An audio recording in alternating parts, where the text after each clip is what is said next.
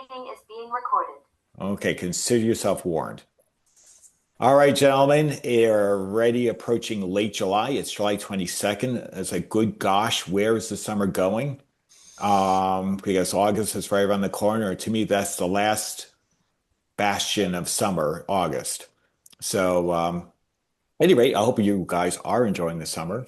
Um, I was on vacation last week for a short jaunt through up in Vermont, so that's why I didn't host an off-topic Zoom meeting. Yes, I know, Tom. I should have stopped by. Foolish me. We made a stop at a friend's of my wife's mother's house, which we absolutely needed to do, and so I ran out of time. But I need to make another trip up there, so I got to put you on the list and warn you that I'm coming, and then we get to play with all your toys, which will send me back a few days. Tractors, bulldozing barns, whatever happens to be in my way. Don't But forget firing up that Leslie that's up in the loft. You got to do that. Right. yeah, all that Two stuff. of them. Right, Two create Leslies. create havoc. But at any rate, in terms of announcements, first of all, I want to. It's nice to see everybody, by the way, and also it's nice to see a few semi-regulars that I know for various reasons can't always make our meetings. So it's nice to see some people making it so above and beyond the regulars. Okay, so let's talk about what's going on in terms of announcements. So right now we have got in July. Okay, so first off the list, and actually for Bob Bennett's benefit, and is the New Jersey Antique Radio Club Summer Tailgate is on the 25th, and that's right around the corner. That'll be Saturday, right, Bob? This coming Saturday, yeah. It's right, 8 to 12 in Wall at InfoWage in Wall, New Jersey. So if you're anywhere near that area, be there or be square. And then on the following Saturday, on August 1st, is the Androscoggin, I hope I pronounced that correctly, Amateur Radio Club Maine State Convention in Augusta, Maine. And that Androscoggin. Oh, thank you, Andrew Scoggins. I'm looking at that and I said, where do I put the emphasis on the syllable? So thank you. No, say that one more time. Androscoggin. Oh, God bless you. Oh man, that's right. Yeah, we'll have to get you a prescription. But yeah, that's from 8 to 12 as well. So if you're in the Maine area, and then next. The following Saturday after that is the St. Albans Amateur Radio Club Hamfest 2026 in St. Albans, Vermont. And funny enough, and that also goes from 8 to 12. So we seem to be focused on 8 to 12 on Saturday for the next 3 Saturdays. Funny enough, I was in St. Albans while I was up in Vermont. It's too bad it didn't coincide because I would have had something to do. So that's what's going on between now and the next Zoom meeting on August 12th. We're gonna have a little bit of a little extra week gap because I tried to sort of adjust the schedule to two meetings a month. Okay, so then the question goes back to you guys: did I miss something that you guys want to announce that is worth sharing? Okay, I see a lot of heads. So I have a quick one. Sure, go ahead. So in Marlborough, Mass, on August, I believe it's the 15th, is the Ham Exposition.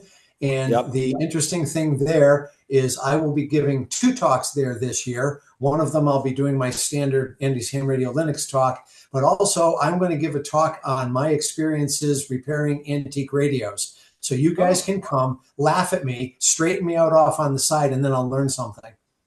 Oh, well, are you good at ducking vegetables? Yeah, people are going to bring vegetables. I'm going to duck. And if they don't like my talk, there's 2 others in consecutive time slots in the same room afterwards that are going to be on similar related topics.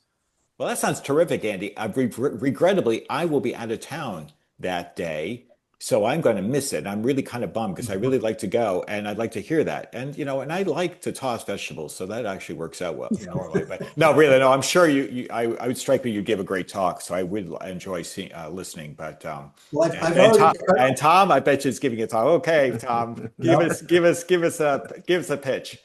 Not to be outdone, I'm giving my usual talk on Saturday at 4 o'clock in the afternoon after some of the craziness in the flea market has died down. I wouldn't miss that flea market. I'm going to be out there solidly Friday, Saturday. I don't think I'll do Sunday. It's usually really, really thin on Sunday, but a little depending on the weather. And at 4 o'clock, Tom will be talking about, guess what, guys? What a bore. Enigma machines again, but I got some new stuff. Yeah. All right. Again, now more reason to put salt in the wound for my having to miss it. I'm disappointed because more reason to see you guys. So I'll also be giving a talk on Friday around 2 o'clock on ham radio, teaching ham radio classes. Oh, cool. That's great. wow. We have good NEVIC representation. Very good. I'm very Yep. impressed.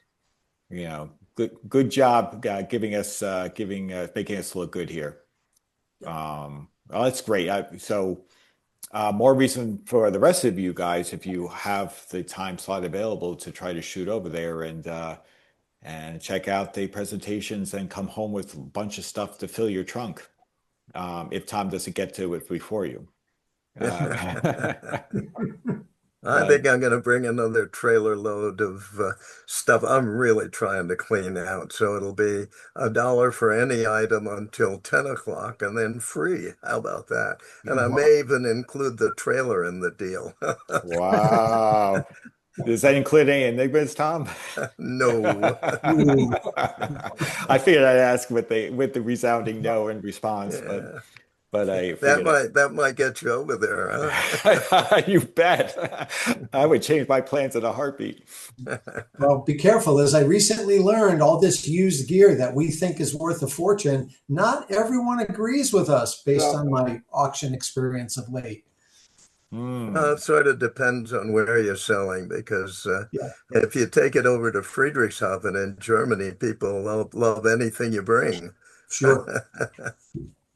Yeah, I there's probably no question there is a changing market again, and I think, but I don't think it's a big shock to any of us that, the really old early radios are going to be increasingly harder to move in terms of the value is decreasing because the interest is languishing. Consoles and TV look like they're really hard to move. Yeah, boat anchor receivers too. Really? Oh yeah. Yeah. Well, Boat give me an anchor- example, because I thought they were doing early real well. Hammerlands, HQ 120, 129, HQ 140s. They're going for like $40-50 now. Yep. Wow. If that. Yeah. Well, Yes. come to Nearfest and pay $100 for one. How about that? Yeah, I think we are going to be struggling a little bit with the older stuff, but I just said that because I just did the Sussex, New Jersey Ham Fest, which is probably the biggest ham fest in the state, and I go up there and there's a lot of people I know around there, and I know a few people that are in that club, and I just saw and I brought an HQ 140 to sell, and it was just I had it most of the day, and at the end of the day, some guy gave me $40 for it. I said, "Here, just take it." Wow. I had two of them. Hey, So Ross, I got a real one. how did you do at Nearfest? I think you had a couple of Hammerlands, didn't you, at Nearfest, Ross? Yes, I brought 3 HQ 129Xs. One of them had been recapped and calibrated and aligned and was working really well. The other 2 were basically part sets. And I gave all 3 of them away to one kid, about a 15-year-old kid, who always comes by my table, and I always find something to give to him. And I said, because we have to encourage these young kids as much as we can. And his dad was with him, and his dad let him take them. But I said, here's the deal. You can have 1, or you can have 2, or you can have all 3. There's the buggy if you want to haul them back to your car. And he loaded them all on the buggy and took them. Wow. And I was happy about that. That's wonderful. Good for you. The market is crumbling fast. yeah. I'm under pressure to thin out my herd by the wife and the kids, because they don't want to have to deal with it after I croak. So I've got to start thinning out, and I'm finding the values are just way down. Yep. Because the audience of people looking for them is shrinking rapidly, I hate to say. Yep. Yeah. Yeah, I discovered that very recently when I volunteered to help a daughter out whose father was a ham and he had passed away. And she was rather dismayed, I think, at the prices that stuff would go for. And if you saw my email about the auction, you might have noticed that I started with 57 items on the auction and ended up with 8 because she didn't like the prices that I told her these things would go for. And she made me pull them off the auction, which of course is her right to do. She's the executor. Yeah. And she's been trying to sell, for example, a Kenwood TS 570S. She's trying to sell it for $700 on Marketplace. And I talked to somebody who does this around here a lot. And he says, yeah, you'll be lucky to get $250 for it. Yeah. So we spend a lot of money on these things, but when time comes to trade them off and get something else, they depreciate quickly, and different items depreciate more rapidly, especially the boat anchors. They're tough to get rid of. Yeah. Yeah, I think the segment that seems to be doing the best, and this is just, rough, anecdotal data from our events, our swap meets events is, tube amplifiers, hi-fi, gear, that seems to still do okay. The better stuff seems to do okay. You see a lot of people walking out with things like that because the young crowd still find use for that because you can still, you've got the sound. You can also plug either indirectly or directly, record players or other devices, whether it's streaming music or whatnot, and you have that nice tube sound. So that still seems to do okay, and I think the prices seems to be holding steady. But you're right, it's the other stuff, but In some cases in the audio spectrum, the prices are actually going up. Yeah. What about tubes and things like that? I'm doing a shack clean out. I'm going tomorrow actually to do some more inventory. Depends on the tubes. Yeah. What you got? Well, he ran a TV repair shop for many years, and he's got a lot of boat anchors. I mean there's a whole shed full of tubes. Could be a lot of 6SN7s in there because those were used in televisions, and a lot of the audio guys want those. Yeah. There could be some diamonds in the rough. Yeah. I'm seeing generic prices of like $1 to $3 a piece, untested. Yeah. And at the end of the day, they'll sell you the entire bucket full of them for $5. Yeah. Sometimes, yeah.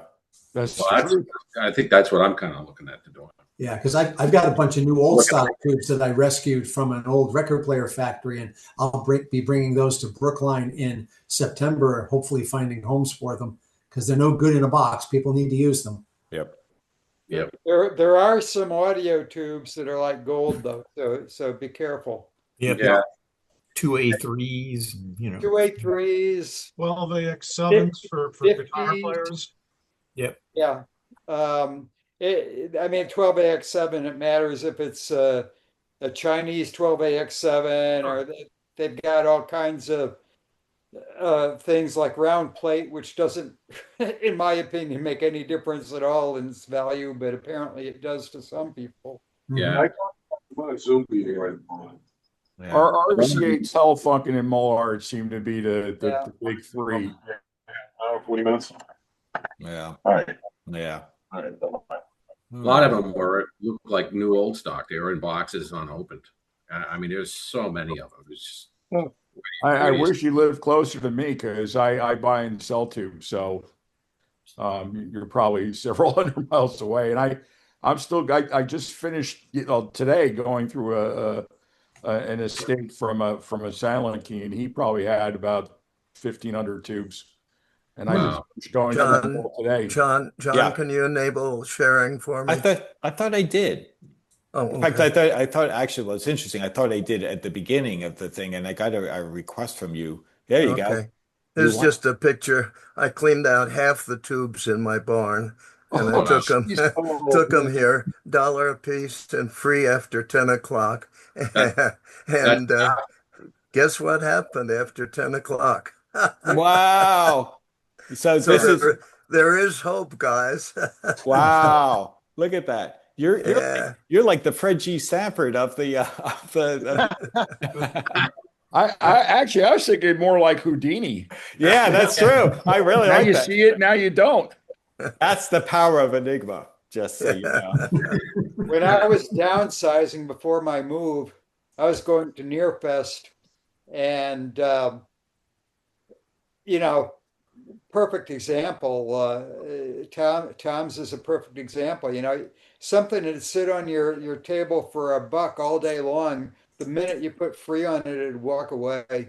Mm-hmm. Crazy. Yeah, free is. So I didn't want to be tied to a table all day. I just eventually brought a tarp to Nearfest, labeled it free, and put all the stuff on the tarp. And by the end of Nearfest, it had all walked away. Look So at here's that. what happened. There's Nearfest and presto changeo. Wow. So that you gave the antenna away. People are driving with antennas. Oh man, people love it when it's free. Wow. That I love it. You really are. Well, ham radio operators have a tendency to be cheap. No, that's not true. No, What? really? Ham? I No. resemble that remark. Frugal, frugal. That's better. Yeah, frugal. Oh man, I'll tell you, that's funny. Yeah. Yeah, no, it's really interesting. So, and I appreciate Andy that because I was following your auction email thread and see that that it was starting to look a little challenging because of just no one jumping in. Well, on the positive side, I helped the family find homes for 15 of the items, pulled in just over $500, and that's a start. I'd say you done good. Did you talk to Nels at all? You know, Nels is our Oh, resident. I spoke to Nels because in the Okay. beginning, I wasn't getting bids on anything. Of course, that's only day 1 or 2 of a 5-day auction. So that's to be expected to a certain point. And he mentioned that basically my prices were in line. But what I didn't know about that particular website is there's no concept of a reserve price like there is on eBay. So if you want a reserve price, you have to make that the minimum bid. And that scares some people away. So what I did in the text is I said, if you have a reasonable offer to make, send me an email and I'll consider it. Yeah, I And saw that. that pried a couple of things loose. But I think it just, 2 days was not enough to let the process run its course to find out, just how many of these things would have found homes. Yeah. And then, of course, eBay prices tend to be ridiculously high in a lot of cases. Yeah. And many people have the notion that, well, Andy, how come you can't get me that price? And I said, because I don't pack and ship on eBay. And if you think about it, you really don't get that price because eBay takes 15% off the top. And then you have to pay to insure it, pack it, and all that, and hope it doesn't get broken on the way. And so by the time you're done, that's probably the price you could have gotten locally. Right, exactly. eBay is its own sort of weird, bubble. And even then, yes, sometimes people will buy things on impulse because eBay is very easy, a little too easy because you just hit that buy that, if it has a buy it now price, you just hit it, say, oh, I always wanted one of these, and realize you way overpaid. But hey, if you're happy and you got what you wanted, okay. If especially something hard to find. I mean, I think we all probably, I'm not a big eBay shopper anymore. I occasionally do. I can admit that I've purchased something I really wanted and paid more than I probably should have, but I have no regrets because I wanted it. And it was in the condition I wanted. It had everything I wanted. And sure, I probably paid $50 to $75 too much. But there you go. Good luck trying to find it. So. But otherwise, I don't use that as a good benchmark. Our swap meets tend to reflect a little bit more reality. Yes, you'll see members who ask ambitious prices, and the item will sit. And then if they really want to move it, you'll see the price go down. Well, so in September, when I set up my first Nevik table, I'm wondering what kind of shock and awe I will cause, whether accidentally or otherwise. Well, the word free would work. Well, yeah, but I want to get some spending money for some new toys because these things are going to move and create room, right? Oh, true. You have to fill the void. Yeah. You have to put the sign saying, "Help me fill the void," but give me something, Yep. One of the clever techniques to getting rid of some things now and then is to put a sign on it that says "Not for sale."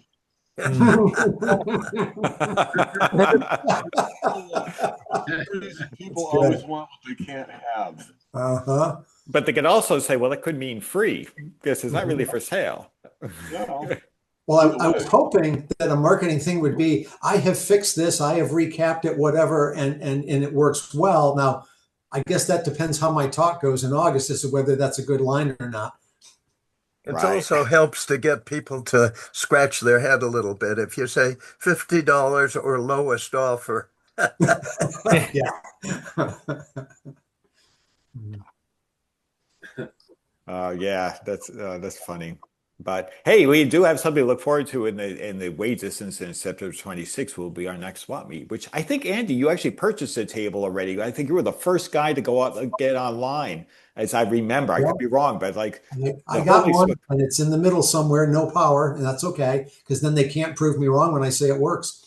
Well, I'm not even sure if we posted a table assignment. So, Andy, for all I know, you could, who knows, if you're happy with the table, great. But I didn't see a table assignment. I'll go back and look. Yeah, because I don't think I've posted a table assignment for Fall Brookline yet because you'll start seeing it come probably August at some point. In fact, actually, I had to do a transaction, a PayPal transaction snapshot for. So if you've done you may want an outdoor table that's near the free table, so you don't have to go that far when you do. No, I want indoors because I don't have the canopy or the table or anything, so I want indoors. Yeah, I would do the same because if I were selling anything, I don't have. Some of the people have some pretty elaborate setups, Yeah. But so have you done a marketing survey to figure out which interior table does the best job selling? Because that's the table I want. Well, any table that has free on it will always do the best. Oh, well, yes, there you go. Right. Well, you know what? I don't think it ultimately really matters greatly. No, I mean, most people are used to doing the. I think most people are used to doing the outside along the building perimeter because those are the powers. As for most of the vendors, like they grab, but you'll be fine.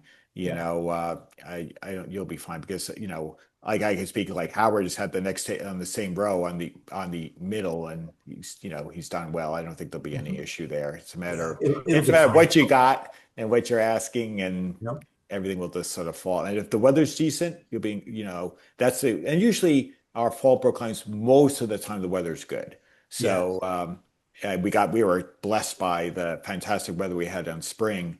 So hopefully that will translate to the September meeting, and then hopefully it'll bring people out going, pumpkin shopping as well as vintage electronic shopping. Yeah.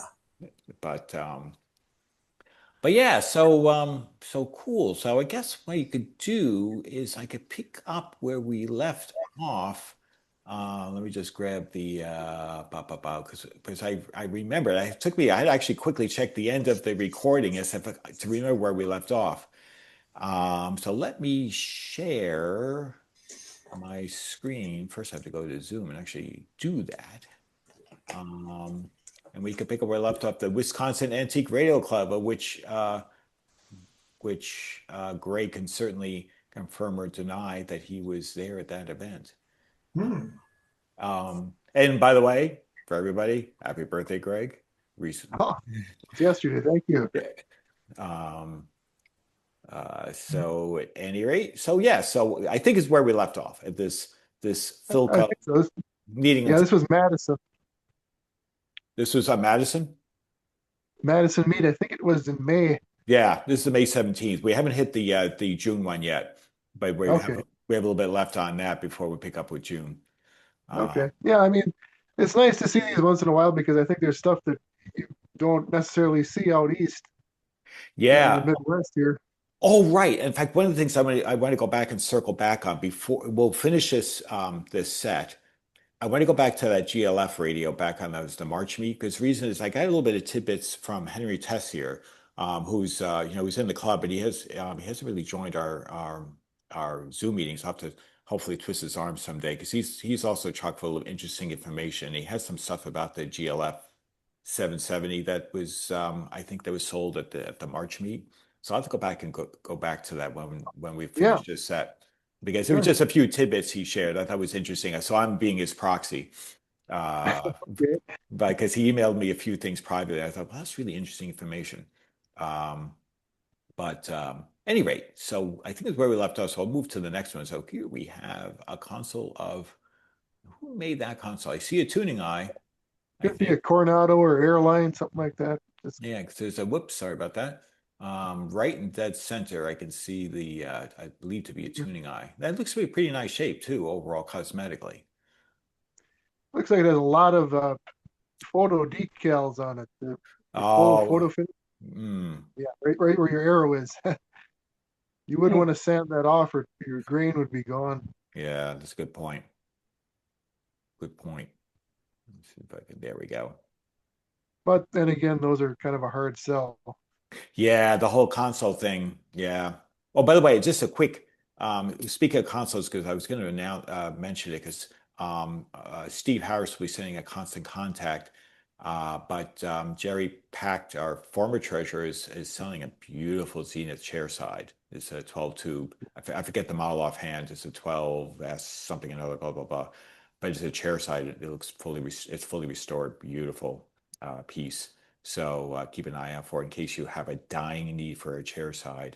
It's quite nice, really nice. Just back, Joe.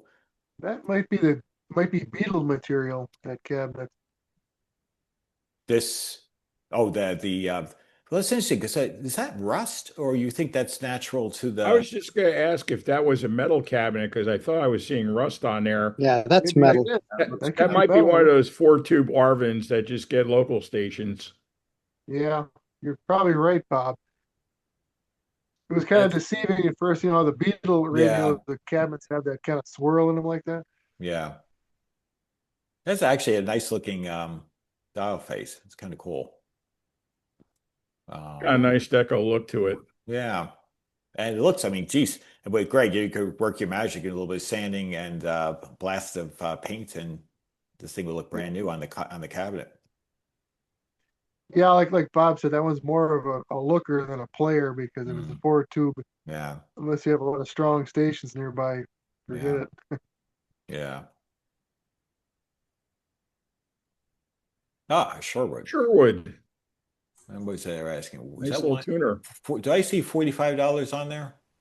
I think you did, yeah. Yeah, they are nice tuners. I've got a couple of those. That's not unreasonable, actually, for the price. And it looks to be in pretty nice cosmetic condition as well. A little bit of clean out. A nice early mono tuner. Yeah, it's good for, if you do have a console or two kicking around, or even a nice table radio that's, just broadcast in short wave, but it's got a phono input or anything like that in the back, or you can do it through the volume control. If you want to add FM to a nice radio that you have that is a little too old to have. I think that one too had that if you look between the FM and the 88, it had that I-tube that expanded like this. I forget the number of the tube. Oh, yeah. Oh, is that right here? You're saying right here? Yeah. I know. When I was a kid, one of my friends had this. I forget the model number. It was actually a very good tuner. Looking from the sides, one of those like an EM80 or something like that. And some of those, if there was a shot of the back of it, it actually has facility in the back to add a multiplex, or a decoder to get a multiplex to turn it into a stereo tuner. All right, sure. Interesting. Yeah. So let's back up here. What swap meet are we looking at here? Oh, this is sorry. This is Wisconsin Antique Radio Club. This was in Madison, Wisconsin. Okay, thank you. Oh, not a problem. We thought, because we thought we were overdue to show some, because the fun thing we were discovering is that there's often a lot of gear available out there, that we don't typically see out on our side of the country. So it's been fun to see. Now this, you see shirtwaist all over the place, but we saw some at the last Zoom meeting that we started these photos, and we said, we've seen some things we haven't seen, including that although GLF's 770, which is East Coast radio, but it's rarely seen anywhere. So it was kind of fun to see one and discuss. So yes, we've been sort of looking at this. What's available in the Midwest swap meets? Mm-hmm. Let's see here. So speaking of, there's a national. There's a nice national. It's a fairly older one. Speaker looks like new. Yeah, I know. I'm looking at that. It's a really nice shape. Speaker's hard to find in the radio. Yes, It's similar to this one. that's a nice. Only this doesn't have the plug-in coils. Yeah.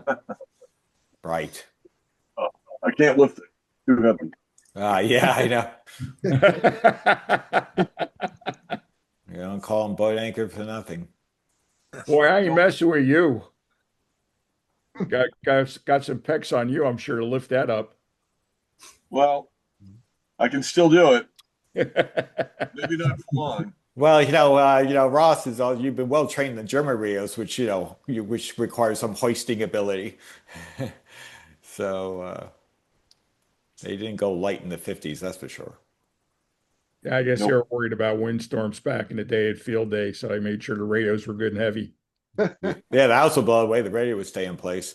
Yeah. Oh, we got to get Wow.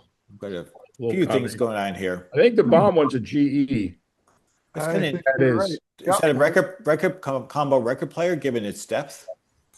Probably. Yeah, I think I see that it's Yeah. probably got a hinge. Yeah. Yeah, and you're You're right. right, It is a John. G. Yeah. Mhm.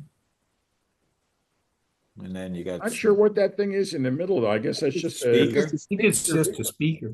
Yeah. very deco. Yeah. That looks cool. Well, what do we get here? If I pull What brand? It's that a- is? Was it? Atro. Tatro. Now, who made that? Tatro? Yeah. Well, actually, it doesn't look like it's a home built. It looks like it must have been a really small manufacturer. That might have been an RCA made for Tatro kind of thing too, John. I don't know. Yeah, you're probably right. That It makes really sense. has a small window for the dial. Wow. Yeah, if you need binoculars practically or magnifying, you need Ross's attachment to his glasses. I love the design. I love how that projects when you first look at it. It just really looks cool. Yeah. Mhm. I agree. All right. Oh, Scott. Wow. By George. An Great SLR model SLR 12B. Looked like it was driven hard and put away wet. Yeah, looks that way. Not driven only to church on Sunday. In the car world, we say it'll buff out. Yeah. Yeah. But it's Does that say $175? That's a bit optimistic. yeah. Ambitious, yeah. We might have to move the decimal point at least one place over. Well, there are some pretty serious Scott collectors out there. Yeah, I imagine it would be. I suppose that's true with any of these manufacturers. You get somebody who's a die-hard collector of the.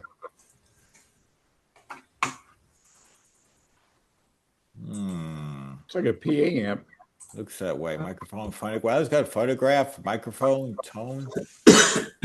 Curious thing. Probably an amplifier. Yeah, looks that way. Hmm. Not No sure. name on it. Yeah, I know. It's a no name. But I see a $5, but there's probably a number in front of it. Hmm. Probably was 15. He took the one away. Yeah. Does need a little bit of love. But it looks complete, at least from the outside.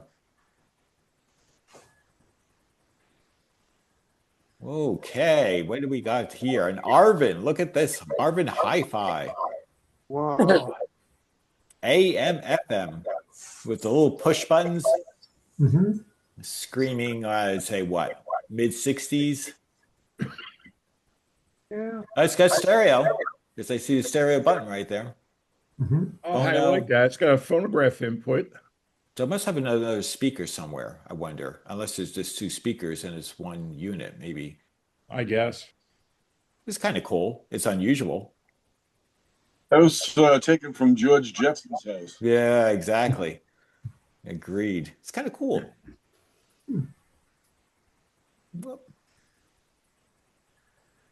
90s Yeah, gear. Zenith Chrobermatic record Oh, player yeah. right there. Yep. Those things are a joy to try to get working. Yeah. I had more hair. I did two of them. I ain't doing it anymore. Oh, done. Yeah.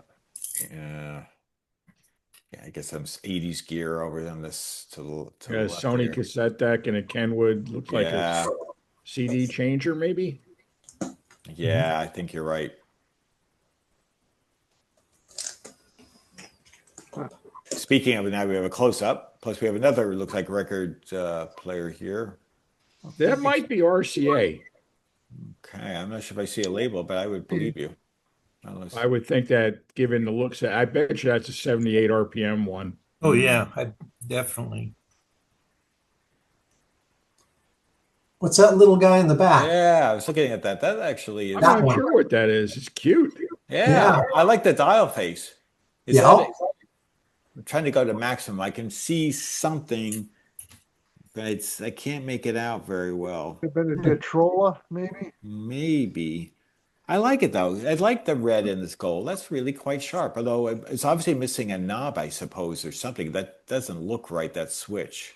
Well, Yeah, the other thing it's missing is the metal grill bars. If you look closely, there's three kind of Looks places where there should be metal Oh. grill bars going around there. I think it might be a Detrola, but it might be a Spartan as well. Oh yeah, Mm. Spartan had one like that too. Yeah, Spartan made a metal case radio with wood grain, and you can see how there's like three little notches. There were three chrome bars that went around the Oh, grill. I see that. I see it. Mhm. Okay.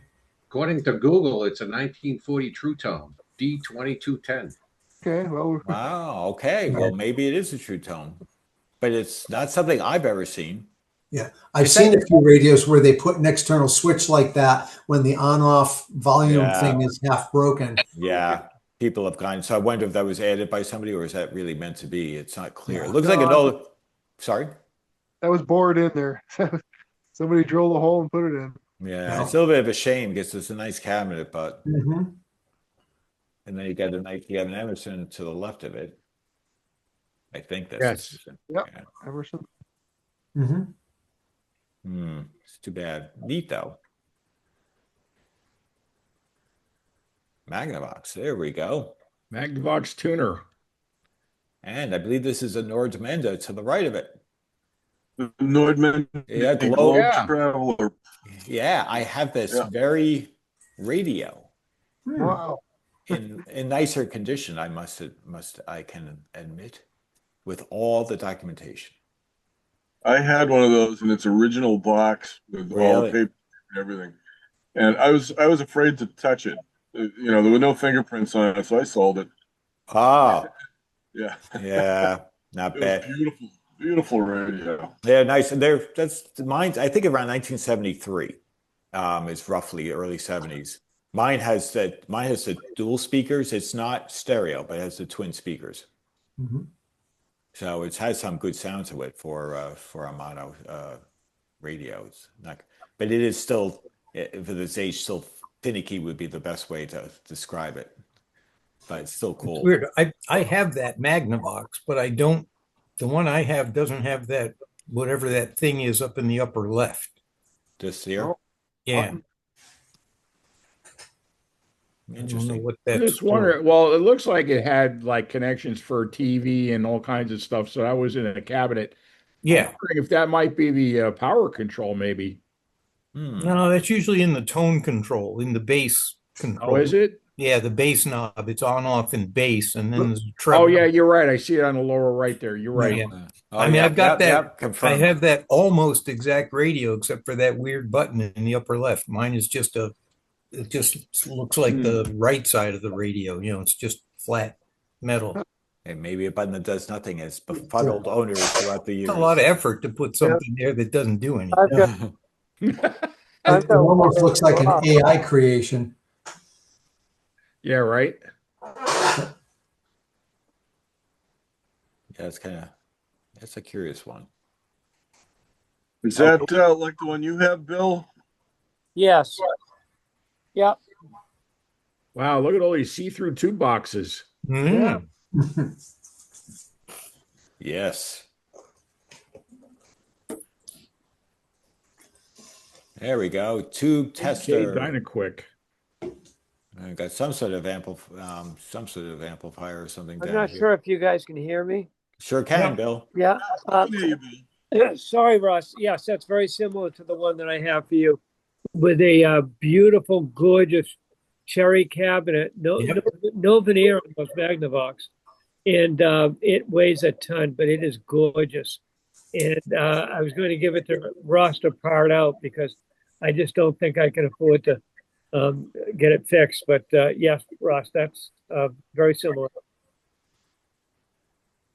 If you look on the very far right-hand side of the table there, another view of it, you can see a little button. Yep. Yep. Oh, yeah. No idea what that is. That looks like an SX28. It's an SX28 on the right for sure. Yeah. I'm trying to figure out what this radio is with all the 26s on it. That looks like that's got an Atwater Kent chassis look to it. Yeah. Sylvania tubes, but it doesn't tell us anything. Yeah, it's So it could be a Philco too. I think it's a Philco. Could be, yeah. Yeah, it doesn't. I don't see any labels that give us any hint, but it looks heavy on the left. It looks like Philco with chokes on there. It does actually, because I've got an old Philco that the transformers and chokes look very, very similar. The layout, the chassis looks very similar. I agree. I don't see any because one thing that Atwater Kent did, they used to tag everything, and they weren't shy about that. I don't see any taggage on this, and it does. Those transformers, that iron does have that Philco kind of look to it. Yeah, I was just looking at sort of the way the chassis kind of is like rounded and comes down to the big flat bottom and the binding posts for the. Oh, it is a Philco because I just kind of brought my screen up to make it to change things, and I kind of looked at the second tube from the right. There's a can behind it with a sticker, and I could see the. Oh, you're right. Sure. Yeah. There we go. Right there. Give the guys a cigar. Good eye. We got to do is Larry gets everybody to get a Mac. If Yeah. you get a Mac, you could do this. I do have a Mac, but I didn't actually have the sensibility to hone in on that. I missed the sticker. Well, there is a lot of iron on that chassis. Oh yeah. Yeah. More iron than that chassis and than a modern day car. According to Google, it's a 29 Philco 87. All right. Wow. Look at that. I'm impressed. My wife does that and it makes me crazy. I know that's cheating. She takes a picture or something. Picture of it. You know what this is? So what are you doing, Ken? Are you taking a screenshot and showing it to Google? Yeah, I'm just in Google. You just take a picture and it just ask it to identify what it is. Yeah. It just gives the same answer for all of them right now. That's cheating. I'm a newbie. I'm learning. You got to give me a break. No, that's all right. That's all right. I mean, hey, you know what? I like to think this club has an impressive amount of knowledge about every facet of vintage electronics. So if we are stumped collectively, you got to go to, you hope for the AI help. A close up of the Hallicrafters. Yep, the SX28. That is a very impressive radio, by the way, but they are crazy to work on. I did one for a friend of mine that helped me get my ticket. And I literally had to pull the whole RF deck apart to get at the capacitors and everything in there. Oh, And after I put it back together and got it tuned and got it working for him, he was like really happy about it. Says, "Hey, I got one here. That's just like this. You could have it, take it home, and you can have it for yourself." I said, "No, you can have it." I didn't want to go through all that stuff again. My RF deck in mine still has the original capacitors, and I've been running it for at least 30 years, and it just keeps playing. Sometimes they work. In this case, the case of this guy, he had a very damp basement, Mhm. and it just, I just started to get to the ones I could reach. I started to check them with a cap checker, and I said, Joe, we got to pull this whole thing apart. It's just the way we had to do it. I got the one from the Nevic auction in, what was it, March in Yeah. Wyndham. And Yep. I bid on it 3 minutes before the auction closed because nobody else wanted it. And I almost herniated every part of my body that I could herniate to carry it to the basement. But it's really fun to use and it works really, really well. They're a great radio when they're functional. Yeah. Well, somebody fixed it up before me and that knows a whole lot more about it than I do. Yep. There we go. We have the victim right here. Yep. Yep. So, it's got a good home, Larry. I'm glad. Very glad. If you get an SX28A, the band switch assembly is a lot easier to work on than the straight 28. Andy's is an SX28A. It doesn't say it on the front, but it's an A. Yeah. Very good. Yeah. It's fun to fire up and use. Mine isn't. Mine's an SX28 without the A. Yeah. I still have a big heart toward this old boat anchor stuff because it just, if we now obviously none of us lived around that era or in that time, but they provided so much bang for the buck for that time. Mm-hmm. Whereas today everybody's just chasing after rice boxes. These were actually built. Yeah. And it's just saying something that many of them, unless they were, put in a damp area or left out in the rain or something like that, they're still holding up pretty well today. You could still use them, provided you got good tubes and good caps. They'll run. Yep. They're great I'd like radios. to find a PM23 speaker for it that's in halfway decent shape. I have another Hallicrafter speaker that works with it. I'd have to look to see which model it is, but if I could find the PM23, that'd be cool. Of course, I'm just running mine through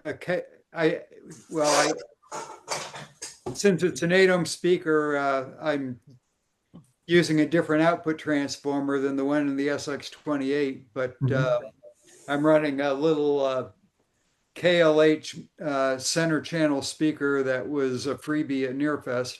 I've got the R44 speaker on it right now that I had from was it an SX42 maybe? I forget. But works fine. Even the lesser models of this, like the SX25, that actually's got push-pull audio on it. Yeah, I used to have an SX25. I really liked it, but I felt guilty when I got the SX28, so I got rid of it. I had one and I flipped it to get something else, and it was just right around the time I got my ticket. So I had that and another radio, and I kind of cashed them out to get the money to get a rice box. And I'm just kind of sorry I did that. Yeah. Now the SX25 Super Defiant, is that what they called it? Yeah. Super Defiant. Very nice receiver. That's in this. I mean, some of them receivers, like I like the early Hammerlin HQ 120, 129, 140. They weren't the greatest receiver in the world, but they give you, at that time when they came out, they gave you the biggest bang for the buck. If you're a ham in that era. For a very short period, I had a 129X, and I thought it was a very sweet receiver. I've got one next to my bed. Great. So there's a radio, coffee table, night table. Space heater. Yeah, exactly. Space heater. And here's another look at this Magnavox with the button that confounds Noah. I know. Well, my guess is it might be there for the same reason that that radio in the metal cabinet we were looking at had the toggle switch. You know, the switch on the base control failed, and somebody added a switch. It looks too factory. Yeah, it does look. It looks clean. Well, if it was an add-on, they did a pretty clean looking Like to job. see what's behind it there. It'd be Yeah. funny if it was just like a little light switch because it was a console cabinet and it just turned a light on inside, you know, or it was the reject button for the turntable or something weird like that. I don't know. But it's not on my unit. And it did have one of those really nice cherry, mahogany, whatever it was, super fancy cabinet with a record player in it and a really nice big speaker in the bottom of the cabinet too. Yeah. Great sound. Interesting. Oh, here Sonora. we go. There we do indeed. Yeah, that seems. Yep, it is. You can Needs a just piece see of it. glass. Yeah, afraid so.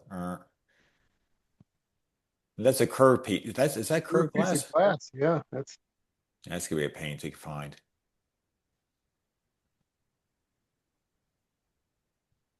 Here, whoops! I think I have to. Come on! There we go. I always liked the Sonora magazine ads. They used to say Sonora clear as a bell. That's how they marketed those things. Clear as a bell. See what we got here. Almost looks like a birdhouse for some reason. I don't know why. I was just thinking that. You know, but, or a cuckoo clock. Who what brand that is. Yeah, I know, and I don't see. It looks like there's a tag between the knobs, but the picture isn't. Let's see if I can get it. No, I can't make it out. If you go and click on that little round circle there, John, on the bottom of the screen. Oh. Right there. I think then you can go down and view full size. If you click on that, it'll pull it up. Yeah, I'm at back because I click think once more. Okay, there click one. Well, I'm rolling it with. Yeah, there is some, but the resolution is pretty well toast now. Yeah, that's it. Yeah, I'm giving all she's got. All right, what's Google have to say about it? Yeah, you have to take a focus. It says it's out of focus. Yeah. Yeah, it's like, wow, what is that? It's a birdhouse. Now, how do I get back to where I was? That's funny. Let's see. I think you just click on the back button there. Yeah, I was just going to do that. Yep. There you go. There we go. Mm-hmm. And there's something curious behind there as well. Not sure what that is. Yeah, looks like perhaps a record player with it or something. It looks pretty deep for just a standard radio, but maybe it's just not a good. You know, it could be the angle. Zenith. Oh, I think we're at the beginning. Yep, you are. That's it. And so let me stop sharing and get out of this because there's another deck. But before I do that, let me go hunt for quickly the GLF that was from the March deck, just so we could just briefly. I can just share it. Only take me a few minutes. I just have to find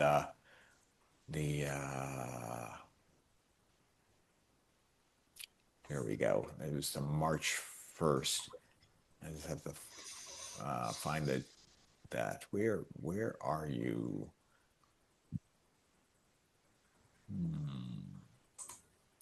I have the picture deck. I'm just trying to find the photo.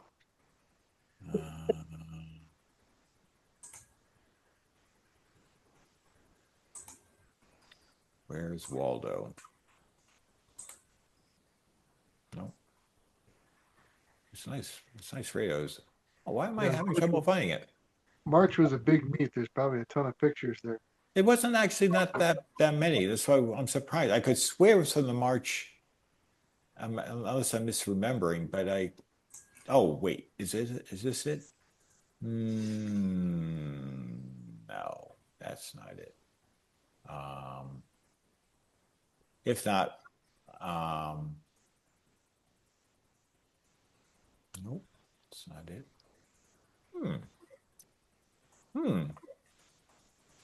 Why am I don't think it was part of the earlier deck. Let me just double check and make sure it wasn't.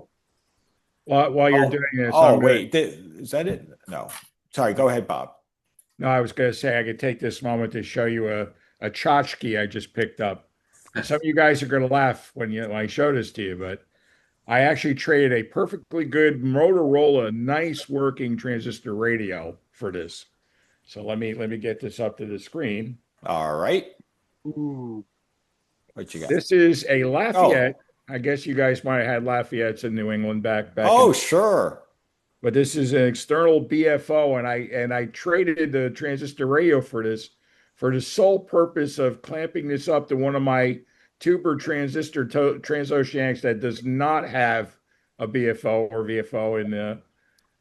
I haven't tried it yet. That is cool. There's two transistors and a 9-volt battery in here. It even comes with kind of like dumb instructions. I guess somebody put that on there. Yeah. You think it's 455, Bob? I don't know. I'm probably gonna put this when I start playing with this thing. I know there's a 9-volt battery in there. There's 2 transistors, some other assorted little goodies. There is one tunable coil inside. I'm gonna probably throw it on my scope before I actually hook it up to a radio, though. Yeah. So I actually have a schematic that somebody designed for me, and I cobbled all the components together, and I never built it. So when I saw this, I said, "Oh, you know what? Maybe I don't have to build it after all. Maybe I can make this work." So I haven't done any deep dives on this. I just got this a few days ago, so I'm kind of excited about that. But I've been trying to prioritize and do other things here first. So, like going through 1,500 vacuum tubes that I'm going to try to sell. But I don't know if you guys ever saw that or if you were fans of Lafayette. We had Lafayettes here in New Jersey. We actually have more Radio Shacks than Lafayette's. But actually, one of my friends in the New Jersey club here worked for Lafayette, and right around that same time, I was working for Radio Shack. But he lasted longer. I was fired after 3 weeks of working at Radio Shack. But it's a long story, and I'm not gonna go there. But it worked out well for me because I went to a much better place anyhow. Yeah, right. My first receiver was a Lafayette stereo. Yeah. Well, I remember going to the stores many a time. I was a kid, because we had stores in New York, and my dad would go in case I would try to, I would go along with them. Of course, I was probably more annoying than helpful because I just kept playing with all the radios and pushing buttons and everything. So, but one of those kids. One of those kids, yes, I'm afraid so. But I mean, hey, things with lights and dials and things like that. Of course, I didn't know enough about that at the time. But now as an adult, I still be doing the same, but actually trying to, understand it better. But so I'm going to share my screen, but it's more not exactly what it was. I can't find the photo, and I don't know why, but I can find the one on Radio Museum, so that'll have to do, I'm afraid. And it just is eluding me. I don't know why. But this is all my fault. If I hadn't opened my mouth up 2 weeks ago, we wouldn't be going through all this. Oh, well, this is all good stuff. Jeez. One more Lafayette comment. When I was a freshman in high school, we had a Lafayette. I lived in Olean, New York, and there was a Lafayette store right at the end of my street. So I made a lot of trips there. And a friend of mine had just given me a Zenith Transoceanic G500 because I figured I might need one someday. And the Transoceanic is still on the 1L6 that's in there, but I still have that spare that I bought at that Lafayette store as a freshman in high school. That's pretty cool. I bet you when you bought the tube, it was probably like $12, and now they're worth about $35. It was $6 when I bought it. Or $6. Oh, so you did well. Yeah, right around 6. I don't remember exactly, but it was 6 and change. And let me ask a question, because those are my favorite radio. I don't know why, but they just are. Are you still running it off the original selenium rectifier, or are you running it off a battery? No, I neither. I replaced the selenium rectifier with the silicon rectifier. So you went with like a 1N4007 and appropriate dropping resistor, and you got it. Yep. Life is happy. Yep. Okay. No funny smells. Huh. No. I've never had no smoke signals or funny smells once you do that. I've been lucky. Of course, I'm sure I'm knocking on wood. I'm borrowed time, but except for one of my radios, most of my German stuff still has their selenium rectifier in place, and they work as good as new. But, I'm sure the ticking time bomb will eventually go, and the awful acrid smell will happen. Well, I think that the German manufacturers did a much better job on those wafer style selenium rectifiers than the American companies ever did.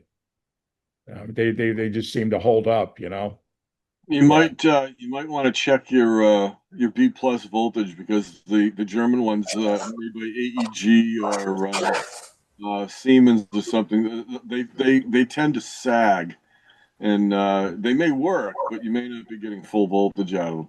Interesting. Okay, so maybe. Well, that's actually a good point. I didn't want to go there, but that does happen because you could power it up and you can have your voltmeter on or whatever, and you'll see it after it starts running, it will start dropping down. They don't crash and burn like the ones made in the US do. It's like a slow burn until Decaying orbit. it just goes away. I've never heard of a German one going up in flame though.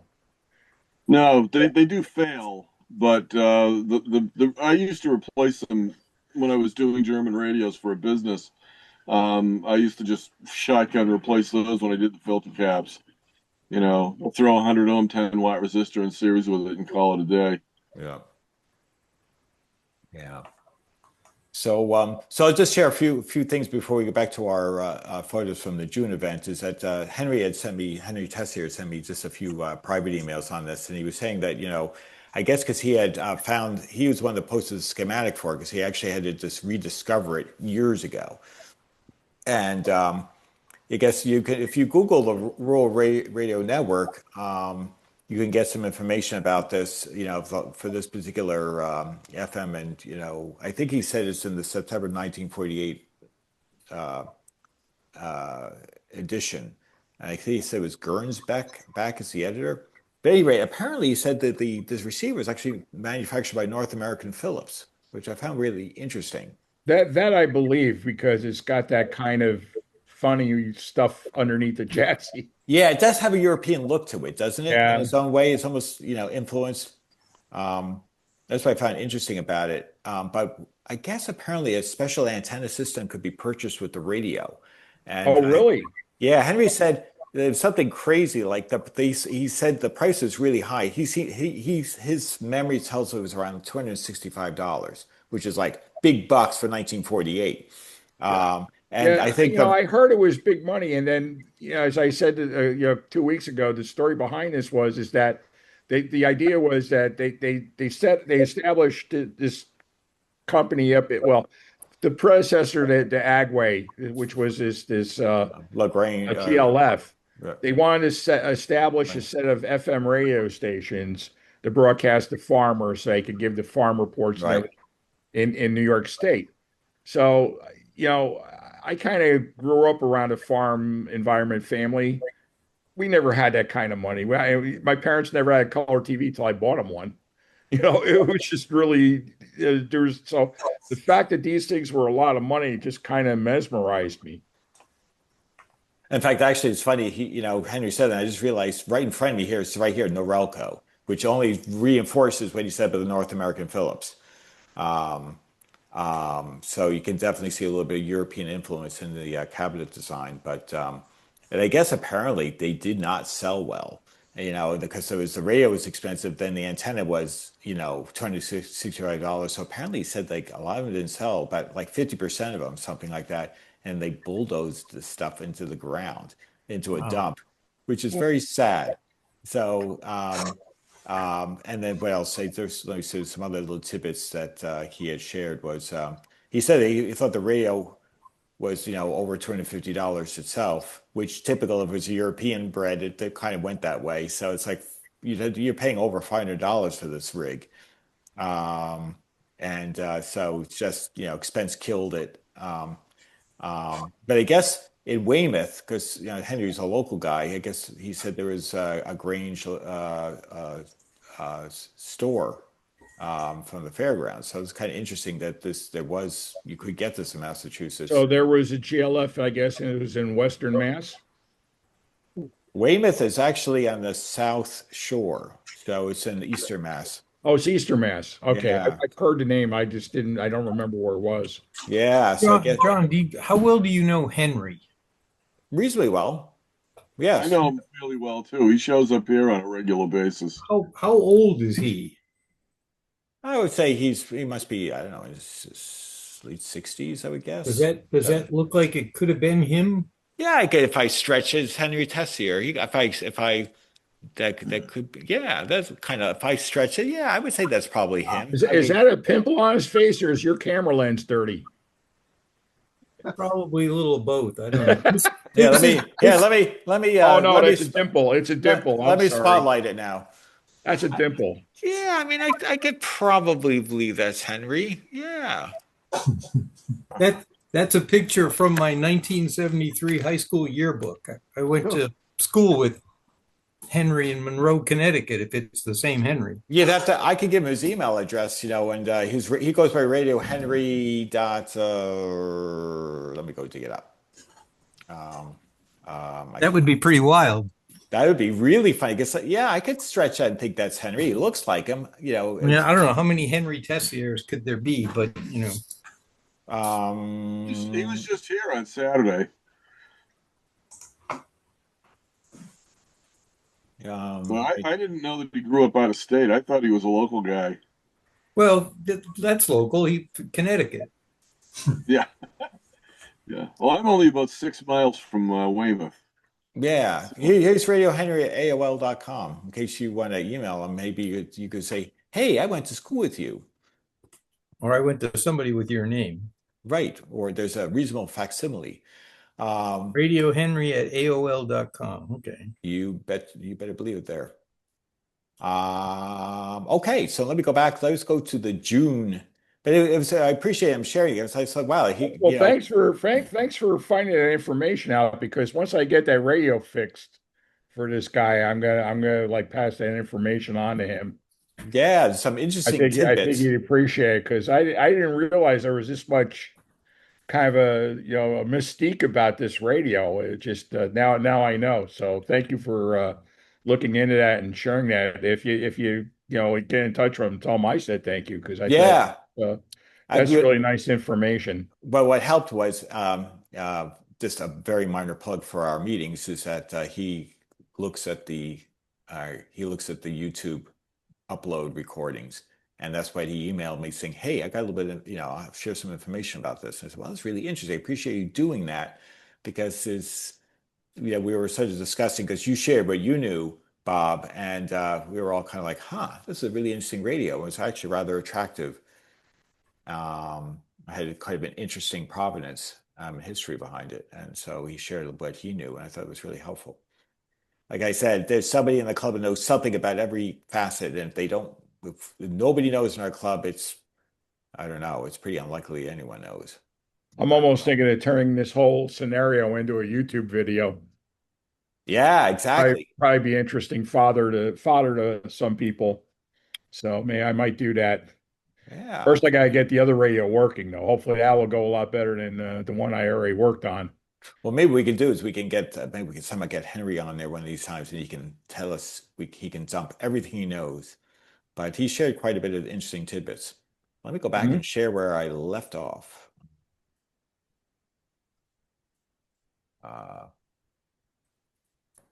Okay. Boom. There we go. All right. That looks like the bottom of a Crosley. Sure is. Yep. Let's see. In seafoam green. Yeah, in reasonable shape. I mean, it's got nicks and scratches, but I wonder if that's the original finish, and and that's not bad for a radio in the early 50s, maybe mid 50s. I don't remember the year of those radios. Yeah, it's good looking. It's early 50s for sure, though. Deep home green was a popular color in that era, the early mid 50s. My brother's almost looks like the right-hand knob is a reproduction. Yeah, it looks a little strange for some reason. I agree. And maybe it's just the angle, but it doesn't look. Looks a lot more clean than the original. Yeah. Yeah, unless they cleaned it and stopped right there and said, "Okay, I'm done." That's yeah. Clean one knob and Yeah, that's it. Okay, I'm out. come out. Maybe it's 3D printed. Yeah, Yeah. could be. That's possible. Good looking radio though. Oh, that Sherwood reappears. Yeah, I wonder if Didn't it's the sell same in May, one. so still was there in June. A no sale. Must have been asking too much. Let's see. Let's see if I can see a price. Can I get? Does that say something 5? Is that I couldn't 45 maybe? 45 or 75? Let me try again. Oh, let me try Never paid the more than technique 20. that. Let me go what Greg suggested. Is see if I can get a little closer. I think that says 4. I think that's a 45. Yeah, Which I thought is not ridiculous, you know. So inflation. yeah. Let me see what else we. Oh, is that another? What do we got here? Arvin, Arvin, 350 PL. 1950, yeah, Arvin, yeah. Unrestored $30. plays fine, $130. Yeah, plays fine. I will say this: it is a really kind of cool radio. I don't know if I spent $130 for it, but it is pretty cool. I like the case. That's a very vivid blue. Maybe that's the no one's buying this one from me price. Yeah. Yeah. Yeah. Did you bring it to my sell wife it or just show it off? Exactly. My wife told me to sell it. Okay, I can sell that. That's the really I don't want to sell it price, but if I can get that for it, I'll let it go. Right. Exactly. Or they say, but honey, I tried to sell it. And you're not lying. Right. But it's actually kind of cool, you know, and even the buttons, like, you know, the white buttons with the little brass or kind of, or maybe dark plastic, you know, trim around. That's all pretty cool looking. It's not I bad. think the dial pointer is a little lacking, and unfortunately, they made that slot in this, you know, a little wider, Right. Yeah. which kind of offsets the symmetry of it. Other than that, yeah, it's real cool. Yeah, it's kind of this lunchbox style radio too on top of it. It's kind of, yeah. I've never seen one before. It's pretty cool. I like it. Not at $130, but I like it. Okay, 45. What do we got here? Silvertone, right? Yeah, that sounds. Silvertone election model. The election model. I think because it came out in 1936 and they were right. advertised as being the perfect bedside radio to listen to the presidential election results on. Wow. Interesting. That's funny, the marketing that they use. I mean, Silvertone, I think they made that same radio from 1936 to 40. Oh, okay. There are a lot of them out there.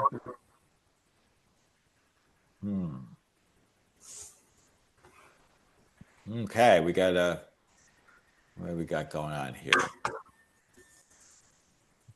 What is that? That's not a Philco. Can't make that I out. think it says right on the top of the discussion. Oh, yeah, I'm at maximum. Oh, yeah. I can try, but I think we're going to run out of resolution, but let's give it a shot.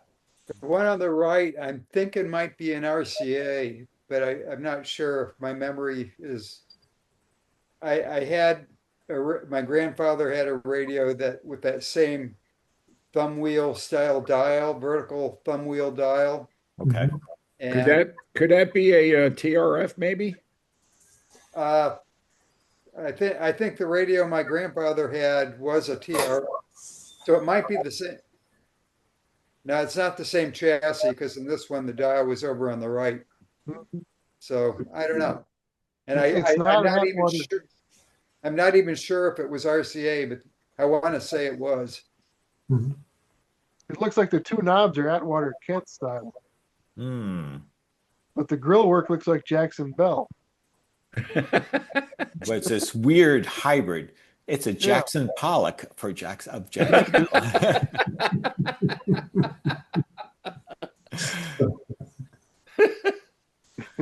Oh man. What do we got here in the dead center? These are all just downsized consoles that sit on tables. Is that something Satchel Carlson? Is that That right? could be. Yeah. I think that says on this dial face right here. Carlson, that makes sense. I think that's what that is. And another one I don't see very often. You don't see those all that often. A lot of knobs. Yeah, I know. A lot going on there. And then there's this other one over here with this sort of, I can't sure if I can make that out. I've seen one like that that had a clock right in the center of the speaker opening. Yeah, it's got a little switch in the center. I assume looks original. I mean, the all the trim suggests it's a really old switch. I wonder if it just came with a flip toggle switch. Because it doesn't. I mean, it's possible it was an elegant, upgrade, changed by the owner. But it looks, even the That's metal. probably original. Yeah, it looks right. Yeah, a lot of those early 30 sets had toggle switches. Yeah. In fact, some of them had them on the back of the chassis to turn the set on and off. Yeah, or a lot of times they had two of them. One was an on-off switch, and one was a local distance switch. Yes. Right. Good point. Yeah, it looks, because even the metal trim looks original, looks period to me. And even look at the little ball and the switch looks period, because that's more of that era. So I tend to think this is original. Interesting. Okay, so let's see here. Oh, here we go. An Admiral.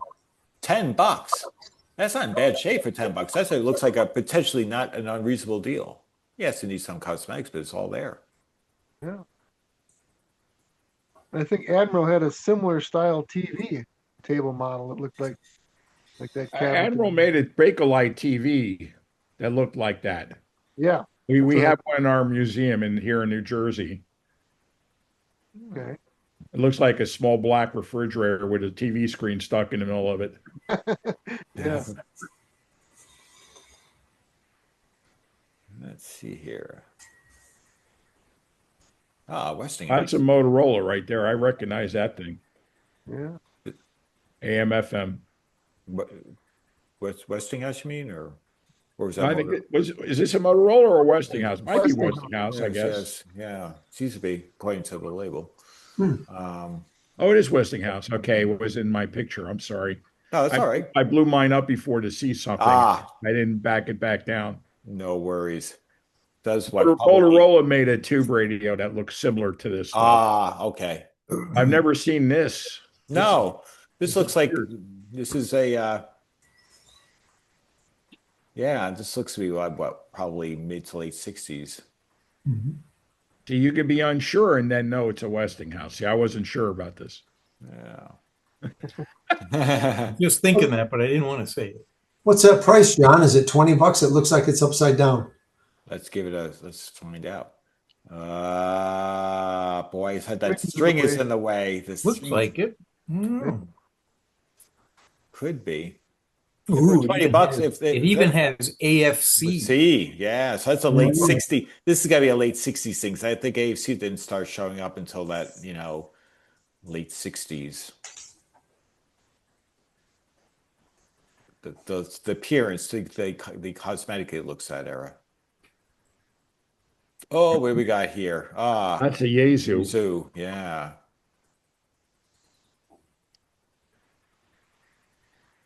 Oh, that uses the Radio Shack used to make a receiver like that. I forget what they called it. It's the style of receiver where you have a pre-selector like this, and then you have to do some hokey pokey tuning, and then you can actually tune it in and get it real clear. There's a name for that kind of tuning mechanism. I forget what they called it.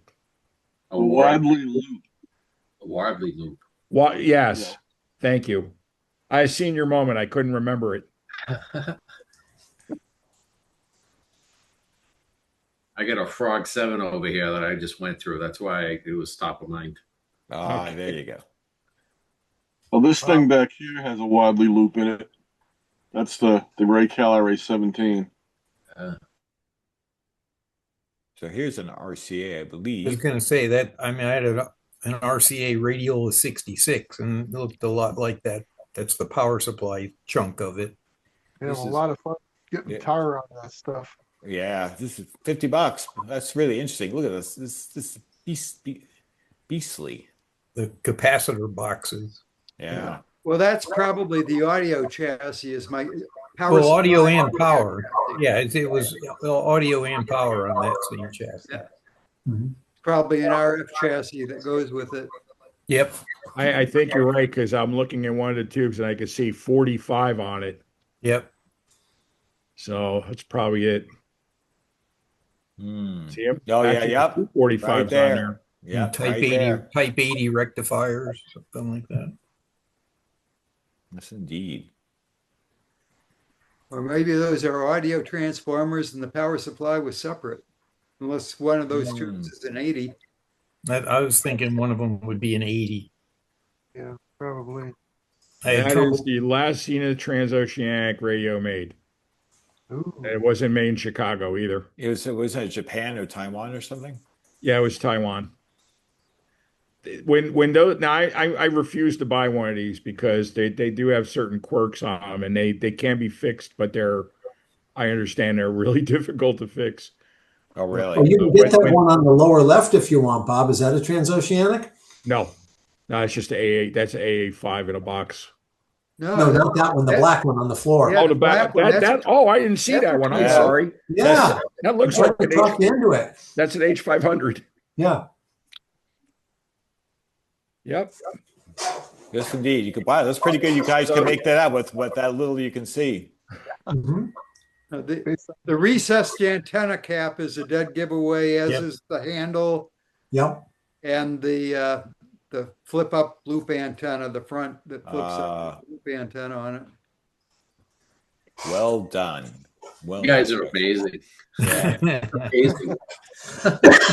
We are chock full of useless information. How much time you got? I'm gonna have a little cabinet fiber sitting on the table. Name that radio.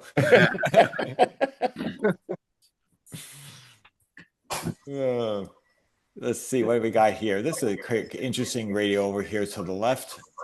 That's a Zenith. That's literally a AA5 miniature radio inside that big box. Oh, okay. It's good looking. Good looking. It's a really nice looking box. They actually made them. That's the natural Bakelite. I know they also came in white and green painted over the Bakelite.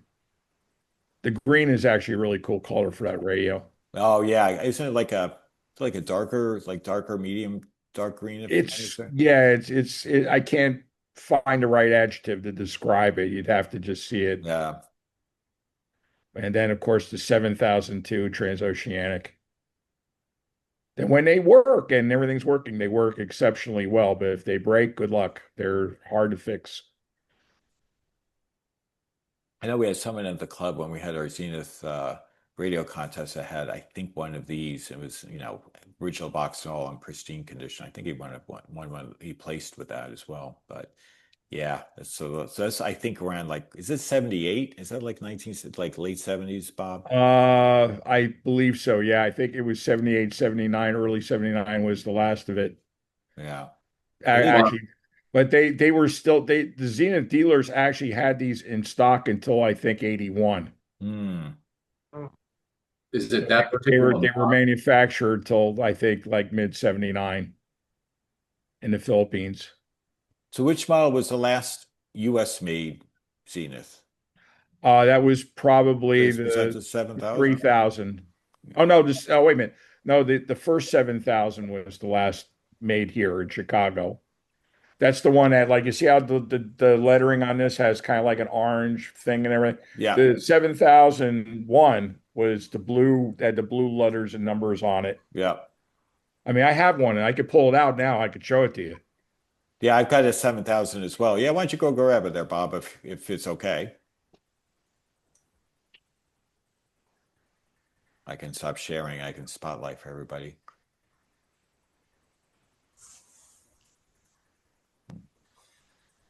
Give me a second. Yeah, sure. So it looks something like this. Those things heavy. Yes, they are. Yeah, So it looks like that. Yeah. This is the 7001. Okay, I got this. Okay, I got There's this. the band switch here on the side. Yep, that's one I have. I got the Y Okay. with the weather band. Yes, this has the weather on it too. Yeah. They're nice radios. I have the same one you have. I think it's like 71, if memory serves, early I 70s. don't remember the dates on here. One thing I thought was cool on this was the first one that had a BFO on it, so you could listen to sideband. Right. So it was they made it pretty feature rich at that point. Yeah. So I literally have every transistor TO except for the last one. I just refuse to have one. And I even did a video on these like a year or two ago, and I just said that straight up. I said I don't want one. Well, out of principle, huh? All right, I can go back to see where were we here.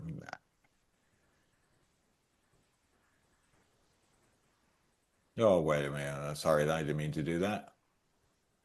Well, that was almost a philosophical break. Well, why do we collect? Yeah. Oh, well, it's funny. I'll quick. I'll have a tangent on that.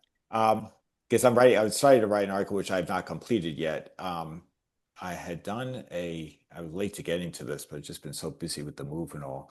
I had done a presentation for the Ashland Senior Center last fall. My wife is involved. She does volunteer, gives gardening classes and things like that, and so I got lassoed into doing something, and I said, well, why don't I do something on vintage radio talk? And so I broke the presentation down, just sort of the obvious things. So I wanted to just say, hey, why do we collect this stuff? And especially from a radio perspective, and it's true with many things, whether it's cars or anything else, a lot of common themes come out. But then I talked about the club. Why are we here? Why do we do this stuff? And it was a plug for the club, but not to, try to arm twist anybody to join. My real goal was to say, hey, I brought 12 of my pieces from my collection. They weren't my best pieces, but they're most portable. I'll be damned. I'm going to try and bring one of those big German console, I know tabletops with me. I'm like, trying to load that in my wife's car. I said, no, I'm not doing that. I did take a smaller mid-sized Grundig, which was a little more workable because they're not quite so heavy. So I brought like a 12 of them, including a Telecron clock because, it's Ashland, And so anyway, I gave it the presentation. I gave it the demo of the different radios. And then I just gave a presentation about just a walking chronological of interesting pieces from the 20s through the 80s chronologically. And I based it on the photos from a number of our swap meets because I always had great material and some of my own pieces interleaved. And so to just and at the end, people were like showing me, hey, I got this. And I said, well, and sort of like show and tell. And I also, somebody was kind enough to say, this inspired me to get rid of one of my items. So here you go. So I ended up with this. I had shown this before. I ended up with this aircraft monitor. It's just on the aircraft band. From O-Lines, Burbank, California. Name that manufacturer. They also make communication, typical, it'll come to me later. I don't know why it escapes me.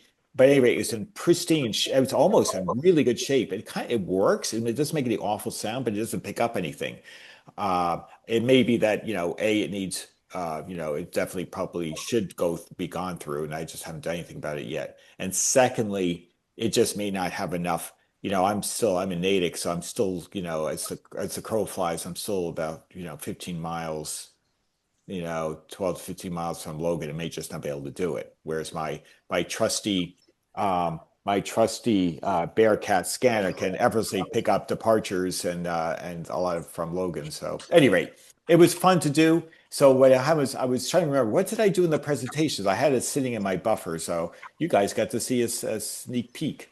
And that, by the way, the same presentation I gave to a friend of mine when I was out in Arizona visiting. He asked me, could you do me a favor? And because he belongs to this men's discussion group, and he asked me, would I do a presentation about like old radios? I said, sure, why not? I've got the material. I'll go give you a talk. And so it was kind of fun. A lot of these people reminiscing about the consoles they had and so forth. What was kind of fun about it, in shows up, walks in, at the beginning of the presentation is Kevin McHale. So I thought, well, that's kind of fun. Gave him some basketball pointers, things like that. But, it was kind of fun to see. But anyway, enough said on that. That was enough of the tangent. So back to where we were. Hickok tube tester. $75. Oh, Well, A filament checker. Yeah. That's an older model, I think. Yeah. Whoop. Oh, that's cute. Philco. That's interesting. It's missing a knob, but I think that's missing a knob. But that aside, it's neat with the little thumb wheel controls. Cool. $25, not ridiculous.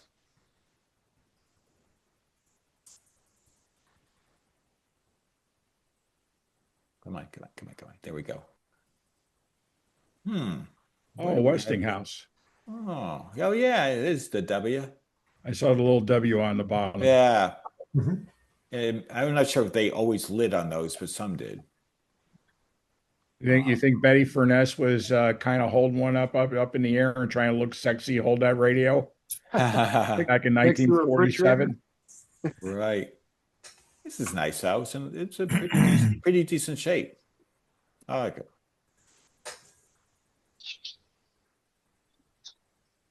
Oh, wow, man. That's like it's funny you say that. I had very much a very similar model to this. Mine was like 1978. So this is, I think, I can't remember. I think mine came in a somewhat more less showy box. I think mine was a little bit more standard Panasonic with the blue lettering. This one's. The box is worth more than the cassette player. Yeah. I wonder if this is a few years earlier, like maybe mid-70s. Early mid-70s. But the name of the artist that used to do that kind of drawing, it slips me. He used to do a lot of stuff like that. Those kind of mod things. Oh, Peter Max. Peter Max. Yeah, that's what I'm trying to think of. Wow, that's pretty good information. It's pretty cool. It looks like it. It's pretty I cool. I bought a recorder very similar to this when I was in college to record lectures. Yep. Yep. Yep, my wife still has one that she used to use when recording her lectures.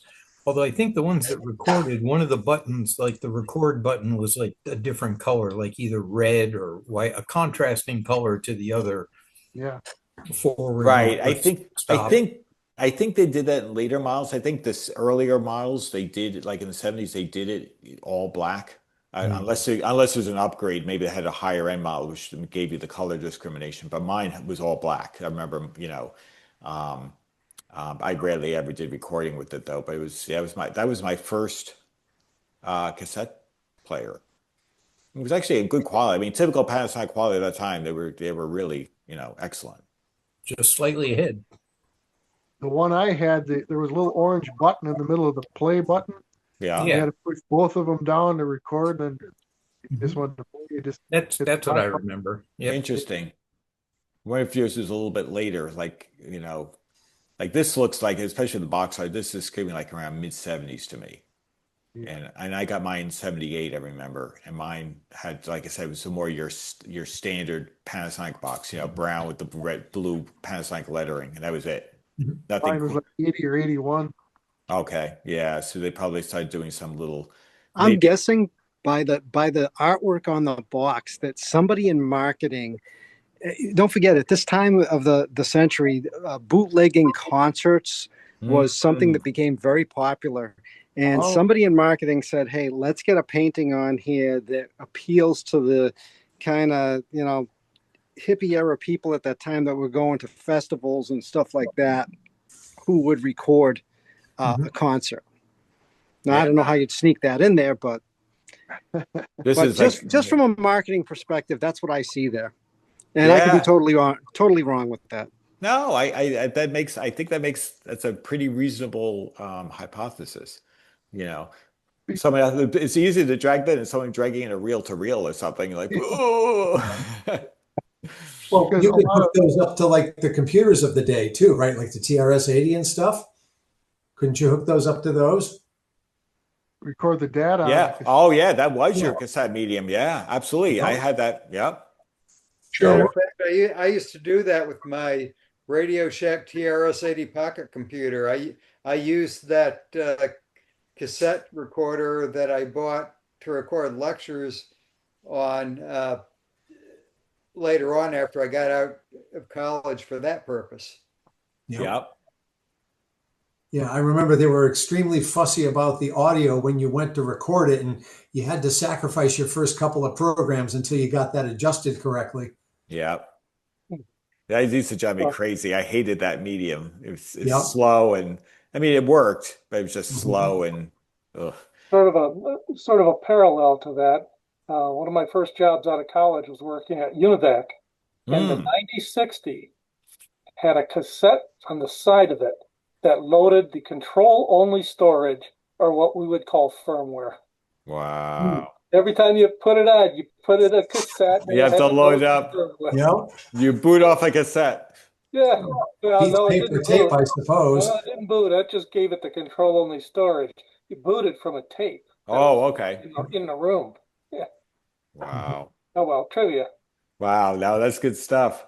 And stuff that we don't miss in that regard. Right. Well, and expanding on what Howard said, I mean, a lot of concert posters back in the day took on that same kind of artwork. Interesting. Well, here's a school bus yellow RCA. Yes, it is. That's obviously a repaint. That's a tube RCA from probably 47, 48. Yeah. I noticed just a little, like, I'm going to call it a crack. Yeah, there's a crack there. Dun, dun, dun. You tried to paint it to hide it. Yeah. I got to take it back to the paint shop. It's $50, which, if you like school bus yellow, I guess it's not awful price, but you got that little, They should have painted the knobs red, make it a Ronald McDonald something or other. Yeah, there you go. Eggs and ketchup. Rare McDonald's edition. There you go. Those did have that one I don't see it on, but some of those RCAs had a nice meatball dial pointer. Oh, okay. This one's just they did. They had like a little round red circle on the end of the thing. I remember seeing that. Yeah. And it had a line in it. Right. Okay, we got a bunch of stuff. We got a little bit of everything here. Yeah. I see that Mitchell lullaby there. Oh yeah. Yep. Right there. And then there's now what do we have over? That's sort of like an interesting, like I guess just a portable radio, but it has a kind of the cabinet design is curious. That's what kind of caught my eye. Well, it hangs on the headboard. Oh yeah, no, that yeah. I was looking at this one here, but yeah. Oh, that one there. Yeah. Yeah, I always thought they were kind of cool, but these radios. I can only guess what that thing is to the left of it. I'm trying to figure out what that cathedral is. I'm kind of blanking out. It's a little 4-tuber, whatever it was. Oh yeah? Yeah. I'm guessing an Imperial. I think you're right, Howard. I think that's what it was. Probably a TRF. Well, I'm looking at the escutcheon and it looked like a short word. I was looking for the little cassette loader on the side of it. You know? Oh, that's an original. It's a Thomas. Yeah. I don't know. I just can't get it far enough in. I can't read the thing. It's only like 3 or 4 letters. I remember looking at it. I think it said Imperial. Is it A? I see the first letters. Is it A? Or is there a C there? No, something LE. Oh, boy. Able? ABLE? Yeah, it almost looks like something Able or. Yeah. That was Kane's radio. Oh, right. Yeah. Kane and Able. All right, I know. Yeah. I just flew in from New Jersey. Boy, my arm's tired.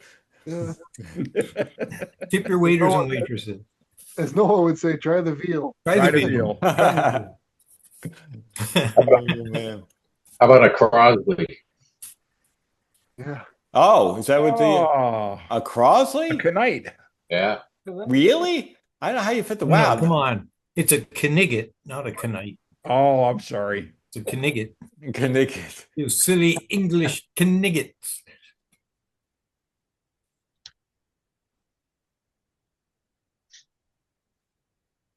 Oh, there we go. Oh, these are kind of cool. Look at That these. is Got a some Venus Emerson. Defer to World Bob on all of 3300 case there with probably a 300 in it. That's a Right, Zenith this one radio right right there. Yeah, Yeah. look at that case in terrific condition. That's actually in very nice shape. Really nice shape. And That's the one to the right of it. I like that turquoise and white thing. Oh, is it the Emerson? That's a Philco. Oh, this one up here? Oh, what do they call that? I forget. It's a Philco. So one on the lower right. Yeah, this one right here. Yeah, this one here. Not Philco, Emerson. Yeah, this is an Emerson. Yep. Oh, God, I'm having a senior moment. I've had like 4 of them things. Oh. You're just blocking. You're trying to forget them. Yeah, it must have been a horrible restoration. Now the one in the top row, that brown and white one, the second one in.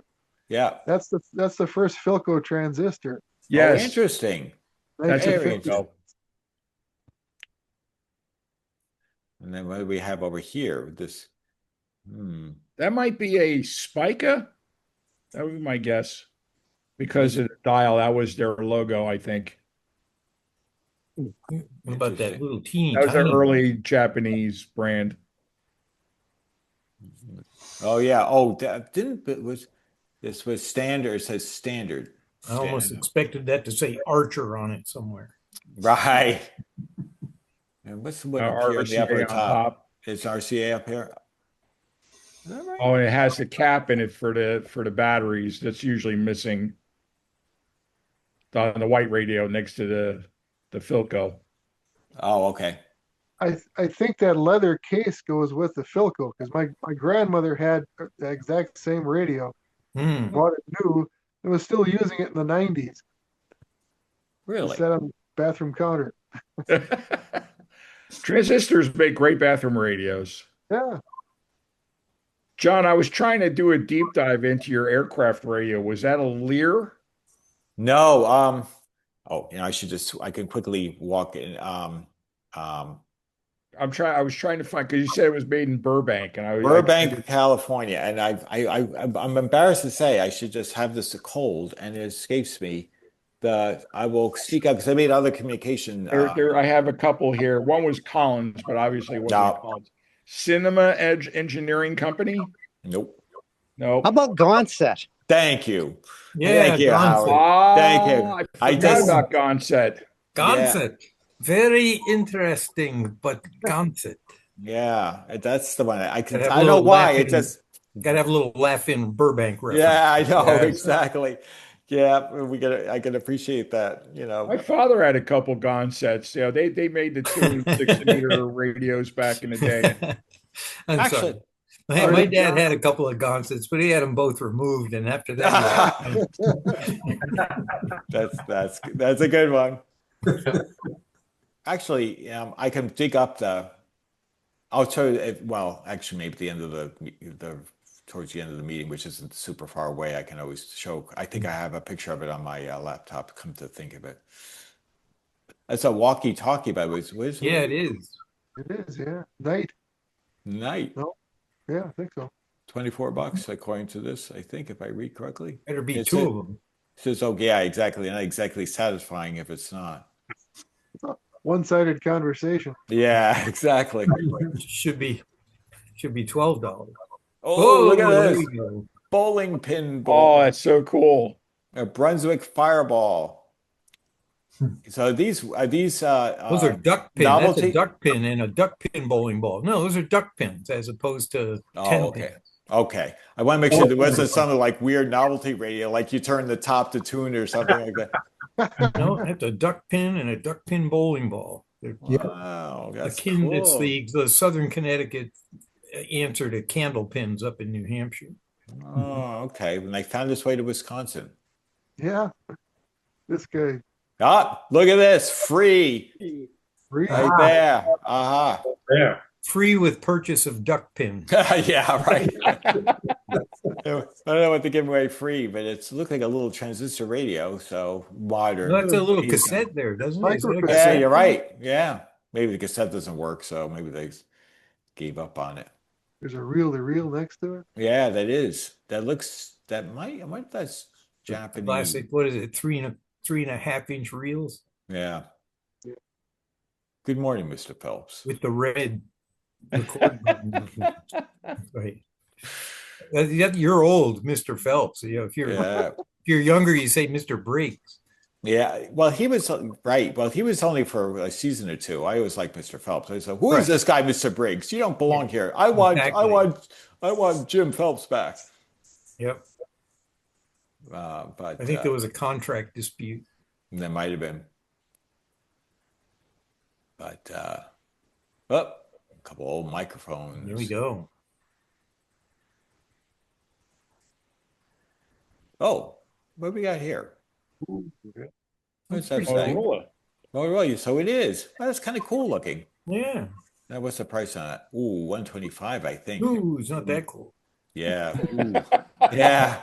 I like it though. I like the dial face on it. It's pretty cool. It's just this pop up. What's up with the right front corner? Yeah, it looks like there might be a crash there. Right front corner. Yeah, right where you're. Let's look at that. What is that? Is that a shadow? That's a shadow. Yeah, that's a shadow.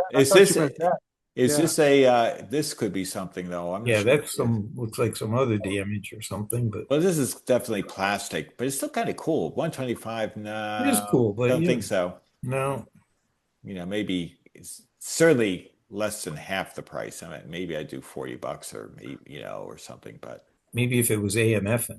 Yeah, but I do like it. It's pretty cool. I like this sort of standalone thing. If it lights up, it that would be kind of cool. I'm sure it lights up.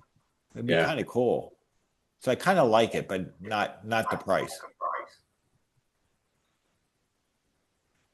Is this an RCA? That's an RCA AM/FM, and those radios are actually cool. Oh, are they? Now, what's Yes, unique about them? It's one of their early efforts on it, and actually for an AM/FM radio, it's not too bad. Oh, okay. I've actually worked on a couple of them. They're easy to tune AM and FM. They're really, really nice radios for the money. You can get them things cheap if you look around. Oh, that's good to know. Yeah. This is probably another late 40s, 1950s. I don't remember the model number though, guys. I'm sorry. I just don't remember off the top of my head. And even those, I think, had an input in the back for the phonograph, like a lot of the AM/FMs had in the day. I think that was just something that they felt they had to do on every one of theirs. Well, I have a standalone 45 and a standalone 78 player, but needs an amp. And I've got one of those later early 50s. There's the bullhorn.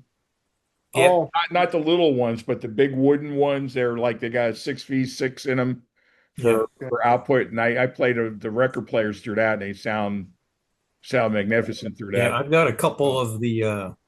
I'll be right back, guys. One's an RCA, but I think the other one is a Columbia. They're LP turntables. Mm-hmm. So they were basically made to, when the LPs first came out, you could either, I guess, sit it on top of your Stromberg Carlson or whatever console radio you had, or you could, for RCA, the RCA televisions almost always had a jack in the back for a phono position. So you would play the sound from one of those turntables through the television set. Mm-hmm. Looks like it says Victor on it. RCA Victor. Yep. Yeah, there was a sister model too, called the RCA Unis, but it's very rare. Yeah, I think that's Bob, that went right over Bob's head. He didn't even laugh at that one. No, what I was going to say was I think this is the first AM/FM radio that came out after the court case between Sarnoff and Armstrong. I think Armstrong spent, I forgot how many, like $30 million in total battling Sarnoff over the rights to FM. So I think Sarnoff was pushing to get this thing out. He just wanted FM for TV, but just to cheese him off because Armstrong started those 42 meg to 54 meg stations. I think he started like 4 or 5 stations in the Northeast. Yep. And then Armstrong came out with the regular FM after going to court, and I think he just did that it was kind of cherry on top because he had two hard-headed guys. They were just going at it. So this was the thorn in Armstrong's side right here when these came out. This was the first literal AM FM radio that RCA Victor made. Just for going out to general. They were building it into stereos by then too. Like they had like early FM and the modern band and some of the TVs and radios, consoles, that kind of thing. Yeah, I know the first Philco that had the newer FM band was 1946. It was a big console. Sorry about that, guys. I just had to separate for just a moment. Well, Greg, you raise a good point. Here's the thing about Philco I thought was kind of cool. Before all that got settled, they were making, I don't remember the name of the model, maybe you do, Greg, where it had like the low FM band, like Armstrong FM, and then the modern FM all in one band. Do you remember that? Oh, not in one band, but I know that some of the Zeniths had both of them on. No, I think some of the Philco well, yeah, you're right. The Zeniths did, but I think some of the Philcos, they just had one band of FM and they went from like 28 megahertz to like 99 megahertz. So it actually got half of the modern FM band in it. Yeah, I know the ones that the early FM band was like 1941, 42, some of the table models. Yeah. Well, the earliest FM ones, they didn't have any frequency listings. They just had channel numbers. It was like channel 201 up to channel 299. It's like, so they just did it channel numbers and they didn't even tell you what frequencies it was. I have an old radio where the glass is painted both in the channel number and the FM frequency. There we go. It's a Meisner. Oh, Meisner. They're good tuners. Yep. I think I want to say Joe Devonshire restored one of those, a Meisner. Yeah, I had like 3 Meisners at one point, but they didn't make the cut for the move to Texas. Yeah. The one I have is an 8 Charlie. In fact, I've got 2 of them because one of them I showed you guys some time ago where I made my own wooden case for it because it didn't have one. And then recently at Nearfest, I found one that was original for $5 and grabbed it. Yeah, cool. Noah, did your Stromberg, the corner unit, make the cut to Texas with the acoustic labyrinth? Acoustic labyrinth. I'm sorry to say it did not. The guy that mentored me into getting my ham ticket used to have a line. He said, "The heavier the equipment, the better it worked." Right. So I just envisioning like what Greg said the one meeting where you were talking about your Stromberg Carlson setup, with the acoustical labyrinth. I had one Stromberg Carlson. It was a nice console, but I hate to move it around to dust. It was terrible. Yeah. I had my grandmother's Stromberg Carlson, and I just kind of went off the deep end on Stromberg Carlson, and then I wound up getting all kinds of, I got that half moon shaped mirror top Stromberg Carlson chair side, and this Stromberg Carlson and that Stromberg Carlson. It kind of got out of hand. It's sort of the same thing with the German radios. I was just down the street from where we have the spring and fall Brookline. It's probably still in Brookline, but they used to call it Amherst. It was an automotive swap meet the last Sunday of the month, April through October. It was on like Route 122. And there was a German big wooden old German Grundig, on the blanket for like $5. And that was my first attempt. And once I got that thing going and running, and it's like I couldn't believe the sound that came out of it. And so then I got hooked on the whole, and then came a whole bunch of Grundigs and Telefunkens and that big old heavy beast you got for $5, you doubled your money. Yeah. Now I've got, I don't know what, I lost count. I probably still have a dozen German radios at this point. You probably got one hell of a nice collection. Well, it's probably a third to certainly less than half of what it was before the move. But things were so much, they had already started getting really cheap on Craigslist when people started using Craigslist, and there was this thing straight from the pits of hell called the free button.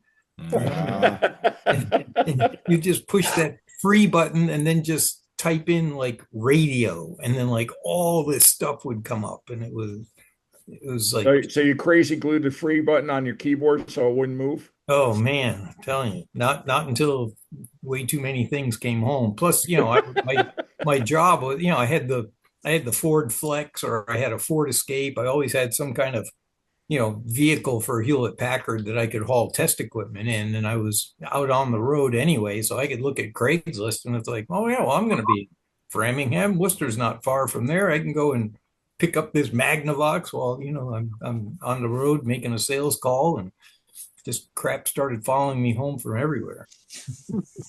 That was even before I joined the club, and then there was the free table, Oh, and that's I remember you well grabbing a little German portable radio from the free table. You pounced on that baby. I got part seagull, I think, Well, I think so. You start flapping your arms. I'm not sure I can tell the difference. I used to love going up to New England, and I didn't have to drive like the 4.5 hours, and my company would let me fly into Worcester. Yeah. And I just love it because I'm not a pilot. My dad was a pilot, and I bet you he would have loved that airport because it was up high on a hill. Oh yeah, it's one of the 7 hills of Worcester. It was just really cool. And downtown Worcester was pretty cool too. They had some nice. They had a pretty good bar up there. Nice restaurants and bars down there. Yeah. Well, even up at the airport. I can't remember the name of the restaurant, but there was like I want to call it Legal Seafood, but that wasn't what it was called. But they had some really good seafood in there, and it was the sole proprietor. Might have been. That sounds right. I went to college in Worcester, when it was a dump. I mean, I don't know that if I went to college in Worcester today, I'm not sure I'd graduate because there's like so many more things to do, and concert venues and bars and restaurants and too many distractions. Yeah, no question. The Boynton right across from Sole Proprietor. Oh, the Boynton, absolutely. The B. Boynton used to have good pizza. I remember. Yeah, and they had the only window in the front of the place before they remodeled it was only about like 12 inches square and kind of glass with the chicken wire through it, so that people couldn't go flying through it, because there'd be bar fights down there and stuff. I think it was Minuteman Airport near Maynard, the Digital Equipment Corporation. Yeah. And every year, one day, they had a free day, and you could go there and you could load up with anything you wanted. And I had a little Piper Cherokee, and I flew into Minuteman, and I started loading deck equipment into that thing. And there was this, I got a lot in there, and then there was this RKO5 disc and disc pack that I couldn't resist. And I got to take off, and I knew I was overloaded. So I got to the very end of the runway, and I gave it full power, and I popped the brakes, and it just didn't accelerate fast enough. And I was, get up over those trees. Oh! Spoosh! Absolute idiot. I made it, but I shouldn't have. Wow. You get tempted by free stuff. You're just going to keep loading it in. And that's right. Exactly right. That's why we're saying, Andy, if you have everything free on your table, there'll be no trouble. People clean the cars, everything. I worked at DEC for many years, and I remember they had this building where they put all the expensed equipment, and they called it salvage. And yeah, that's it. Right. There, I think it was once a month, and take stuff home for small money. Well, then they found out that employees were putting stuff in there that didn't belong there, and then they'd go over and buy it for cheap. And a brand new PDP 11, right, or something. Yep. PDP 8. Shut that down. Yeah. Right. At the time, there was a thing called the bubble in Marlboro. It was their EMI test facility. It looked like a giant igloo. Oh, was that the anechoic chamber? Well, RF wise, anechoic, yeah, it was the EMI thing for radiated and conducted emissions, and so I sold them a Hewlett Packard EMI system, but that consisted of a spectrum analyzer and motorized antennas and pre-selector and filters and things, and an HP computer, of course, to run the software. So that was kind of dicey. DEC was not going to buy an HP computer, so I had to go in and physically modify the quotation, and it was a EMI measurement system, and it listed all the parts: spectrum analyzer, pre-selector, antenna, and instrument controller. That's it. The computer became an instrument controller. Yeah. So it wasn't really a computer, so that they could get it on the PO and get it purchased. Yeah. Fun times. Oh, yeah. Indeed. Well, guys, it's 9:34, and we've managed to burn away the fun 2 hours. It was a really terrific time. Way past time to feed the cat, but she'll yeah. So I'm going to try to do an off-topic Zoom meeting next week, and I had to juggle because I was on vacation last week. So I might be able to do that if that would interest you. I found a topic I could share because I'll send the email in advance. I thought it was really interesting. But if you guys are up for it, if you guys don't want to do it, that's fine too. I can hold off, but I could do that. And of course, then we'll have our August 12th will be our first next normal meeting, which will be round robin. Well, I got a lot of off-topic stuff saved up too. All right. Tractor. How about an 80-foot man lift? Picture that. That sounds good to me. Bring it on, Tom. Bring it on. I could do a 4-part series of what a pain in the ass converting my air conditioning in my 1970 Chrysler from factory original to more modern, and all the pitfalls that I stumbled through. With a sort of a backdrop of Tourette syndrome. As you're going off about, I can't take this. Yeah. But were you converting it to 134A? No, it was already 134A. I was getting rid of the RV2 Harley Davidson engine looking V-twin AC compressor that they were pretty ridiculous. Yeah, those are convert it to a Sandem. But it's really easy to describe how to do it on paper, but then once you actually try to physically realize the solution is when all hell breaks loose. That's why you need by the time you get done with it, you look like Telly Savalas from pulling your hair out. Yeah, exactly. Yeah. But that's why you need the 440 to run those beasts. Yes, exactly. But yeah, okay. So it sounds like you guys are up for it. So I'll let you guys know otherwise, but you'll see the normal Sunday announcement. And I've got a cool little topic to add too. That was specific. I'll give you a little quick. I found a really interesting article, and I'd forgotten about the 1964 Ford Aurora concept car. It's really cool, and it's a neat little video with it too. So it's really funny. If you ever want to own a station wagon, that's the one I want to own. So you'll see it when I go through it. Trust me, it's really cool. The sort of Jetson style cool. There have been a lot of cool station wagons. We could touch on a few of them during. Yeah, but that was particularly striking because it's sort of it was a one-off, but but it actually predicts a lot of what we see in the future today. So it's really kind of cool. But so there's a vintage electronic side to it. It does have a radio, actually, stuff like that. So we will feel like we are 64. It could have been AM/FM transistor radio by then. Yeah, I believe it was. Yeah, that's what the Chryslers had by then. Yeah. With the reverb control for the rear speaker. Yeah, it's cool stuff. You'll see it, but yeah. So I expect we'll do that next week. All right. Anyway, in the interim, I wish you guys a good rest of your weekend, and maybe I'll see some of you next week. And then if for the rest of you, hopefully I will see you at the next Zoom meeting. It's glad to see some, again, welcome Ken, and nice to see some. Hopefully we didn't scare Ken away today. No. This is the kind of tenor we run. So hopefully that's we try to keep it somewhat loose. And I picked up 2 tables at the upcoming flea market there too. So. Look at that! You and Andy are way ahead of everybody else. We'll be battling out the free stuff. Bigger than free. By the way, there seems to be a real thing You'll about be free. swamped because you'll be like fresh meat at the deli, you know, it's like stuff that people haven't seen before. No, I'll have to put a sign that says "free as in freedom" on mine because I'm a Linux guy. There you go. There you go. Well, we got the New Jersey Antique Radio Club tailgate swap meet and Hamfest this Saturday.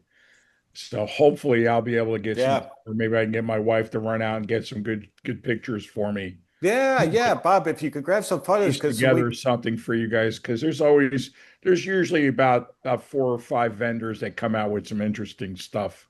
How many tables will you have there, Bob? Well, the tailgate's kind of weird. They just kind of give you an area. Oh, okay. And I sold my Buick wagon, by the way. It's gone. Okay. Yeah. There's a video on that too. But I go over there by Toyota, and I got some small Costco folding tables, and I've got a 6x6 pop-up, and I just throw all the tubes and radios on my table, and anybody want to come by and have at it, they know how I roll. So it's a lot of fun. But you get to see it. There's really great cross-section of stuff. There's some ham gear there, and a little bit of everything: early stuff, late stuff, transistor stuff, test equipment, record players, just a little everything. Kind of like what you guys have. Yeah. Yep. But no, we love some photos, Bob, because with the next regular Zoom meeting will be around, it's a round robin, but you're free to show some pics from there, and of course I still have to nab Tom for some Friedrichshafen photos in one of the future Zoom meetings. Yeah, well, you guys go ahead. If you run out of fodder, we can do my stuff. No, we'll add you to the thing. So I'm curious. I want to see Tom's stuff though, because Tom finds this really cool, unique, European stuff that no one knows about. So that's the beauty. I like looking at that. Yeah, that is the one thing I enjoy about Friedrichshafen, because there's a lot of European sets that are European only that you might see once in a great while in the U.S. or you don't see at all. So it's kind of fun. You're sort of saying, "Hey, what is that?" And we're looking like, "I don't know." Apparently, some of it's really rare too. I've got another bunch of AWA guys that really know this stuff, and sometimes they go completely bug house when they see something. Robert, what town is the meet in? The swap meet is at our it's literally at the museum grounds of Info Age. Oh, down there. Okay, so it's in Wall Township, New Jersey. It's right by the shore, near Atlantic City, roughly. No. We're well north of that, Tom. It's probably closer to Asbury Park, that area. Okay, and what's the turnout like compared to Sussex? Oh, it's probably maybe 1/7 or 1/8 of what you get at Sussex usually. Okay. I got a long trip from Vermont. I guess I'm going to have to do Sussex if I do. You just have to watch my video. Yeah, that's much better. Much cheaper. And the gas is cheaper too when you do that. Great. But maybe I'll find something for you, Tom, that you can rehome. Yeah. Just bring me a couple of enigmas. I'll be a happy clam. I've showed that video, Tom, that you made to so many people, and they loved it. They thought it was such a hoot. Yeah, that's classic. That's why it's a permanent link on our website on the archive. Yeah, it was so much fun to do it too. I couldn't do it now; I'm much too old. But it was, and my wife would probably kill me and call the fire department. So you did this while you're young and insane, right, Tom? Yeah, right. Well, for us, it's a treasure of a video. So we appreciate that.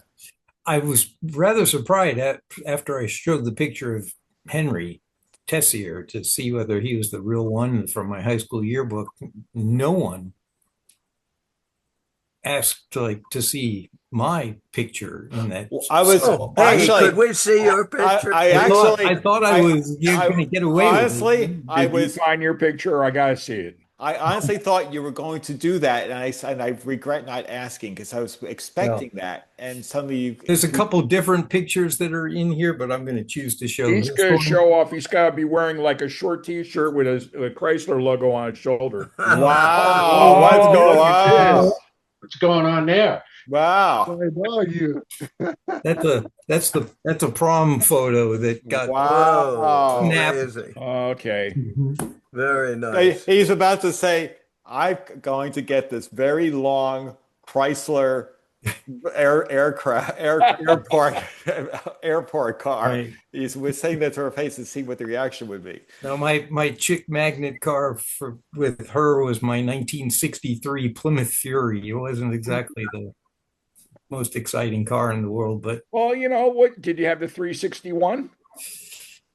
funny you should say that. And then talking about the RV2 compressor, because I swore I could hear the sales pitch because the car probably had standard, because it was a Fury, it had the 318 with a two barrel. Oh, And the but then the salesman was like, well, if you want air conditioning, I mean, look at the size of the compressor. If you're going to get the air conditioning, you need the 361 Commando engine because the air conditioner is going to take too much power away from the engine. So Hold up that picture again, Ross, for us. Oh, right. There you go. nice. My yearbook picture. Oh, wait. Let me zoom that in. Hold on a second. Let me just hold on. Why am I unable to hold on, spotlight? There we go. That's what I was looking for. Yeah. Wow, look at that. God. Wow. If that doesn't say I'm about to own a Grundig, I don't know what else says. Yep. Time has All not right, been all kind. right, I'll do the goofy one. Where am Oh, I? wait. Okay. Oh man, I'll tell Where you. am I? Wait, where am I? Come on, there I am. There we go. Let me hold on. Let me just remove this spotlight here. Oh, there he is. Well, I hope it's there. We go. I was Oh my God. you're picturing the woman on the right. I said, well, that's really wow. Okay, that's unusual. Yeah, that looks like you. Yeah. Yeah, no, I went Yeah. through a little transformation there. Oh, you guys are gonna make me go with my act during the week now and Over dig out my 50 years yearbook. ago, what do you want? Yeah. And it's not the age, it's the mileage. Oh, you Right. zooming in on the girl next to you. We thought maybe you had a little. No, she was near and dear to me only in the alphabet. So that was, that was Michelle Neforis. So Neforis was next to Nowasaki in it was all alphabetical order in the pictures. Oh, So it was Cool. not the case in the prom photo. Yeah. right. Okay. Her last name began with an S. So, Well, Well, at okay. least you got to go on your prom. My prom date stood me up. oh, Ooh. I made good use of it though, because my uncle loaned me his like we had a brand new Cadillac Fleetwood, like 300 miles on it. Says you can take Whoa. this to the prom. So my prom date stood me up. So I just started, went back home, called up a bunch of my boys, and we filled up the car full of beer, and we went driving around all night. nice. Wow. In a brand new So Cadillac. yeah, Yep. Nice. I just had to make sure that when I turned it back to my uncle, it was clean. I was gonna say, Wow. Nobody Yeah, threw up I in could it hear some or of Bob's, drove it through mud. some of Bob's, drunken buddies. Bob, you screwed up. You trusted us. The whole Animal House No, thing. actually, my one uncle was pretty cool. He kind of scared me because I think he had some mob ties. Mm. He had In Jersey, come on. well, he would just find a way to have extra money to buy like a 34-foot boat, and he wouldn't buy a car new every year, but he would get like every 2 or 3 years, and he'd buy some high end thing. He had that Fleetwood. He bought the car I really liked. He had, and I was really young at the time. He bought a '67 Impala Fastback, Oh yeah. and that was a 396 turbo 400 Yeah. car, and it was not a super sport. No, nice. It was just a plain Jane car, and man, Two door or four door? oh, it was a two-door. It was Yeah, Yeah. cool. okay. Yeah, it's a coupe. And Yeah. I was bugging my father about it. Yeah, shut up, just shoving in a girl, that kind of crap. Don't bug me about that. But when I before I was even a twinkle in my father's eye, him and my father used to go flying all the time. So he was literally my mother's oldest brother, and he had a bar in Long Island, and it was just kind of like a shot in a beer bar. And while I was in high school, I'd go out there for a couple weeks during the summer, and I'd help him out. And he was great. Yeah, we call that a money laundering operation nowadays. Well, he taught me about money real quick. I mean, for one of my birthdays, I think I was 10 or 11, he gave me my first wallet. And I opened up the wallet.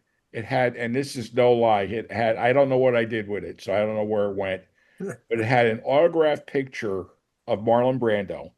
Whoa. and a crisp new $100 bill in it. Double whoa. And I'm an 11-year-old kid. That's my family didn't have squat, it's crazy. And he would just look at me and smile. He says, "Look, Bobby, I really like you, but don't tell your father I gave you." Wow. And so you had squat. Yeah. But I had good squat. Yeah, good squat. That's an uncle I want. Yeah, that's pretty cool. Do you still have the picture? Did you No, the autograph? I don't have the wallet. I don't have the picture, and I guarantee that $100 bill is gone. I probably bought something stupid with it. Wow. But those were the days here in New Jersey. But his bar was in Amityville, Long Island. I know. I feel like it wasn't anywhere near the house where they shot the Amityville Horror. That house was actually in it was about another 8 miles down the shore, like toward the town. That wasn't the actual house they used in the movie. And it was Fogarty's Bar and Grill. Wow. That's cool. cool. Take me out fishing sometime and everything.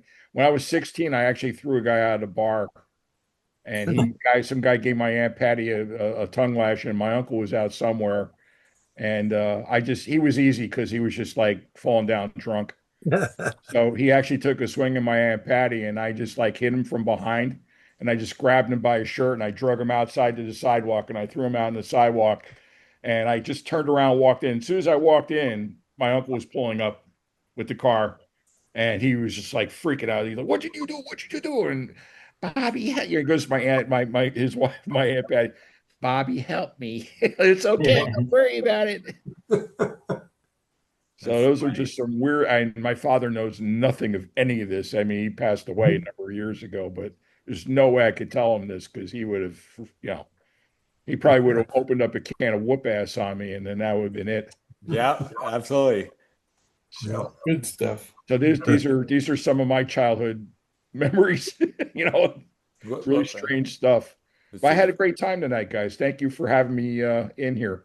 You bet. Thank you for joining. Have to crash one of those. It was the Sopranos. Okay, here we go. I thought I'd give you James Gandolfini.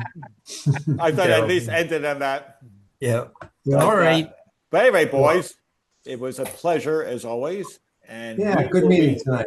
Talking soon enough. Thanks for everyone showing up. All righty. Take care of yourself. Good night. In 2 weeks. See you guys soon. Take care. Thank you. See you later. Bye.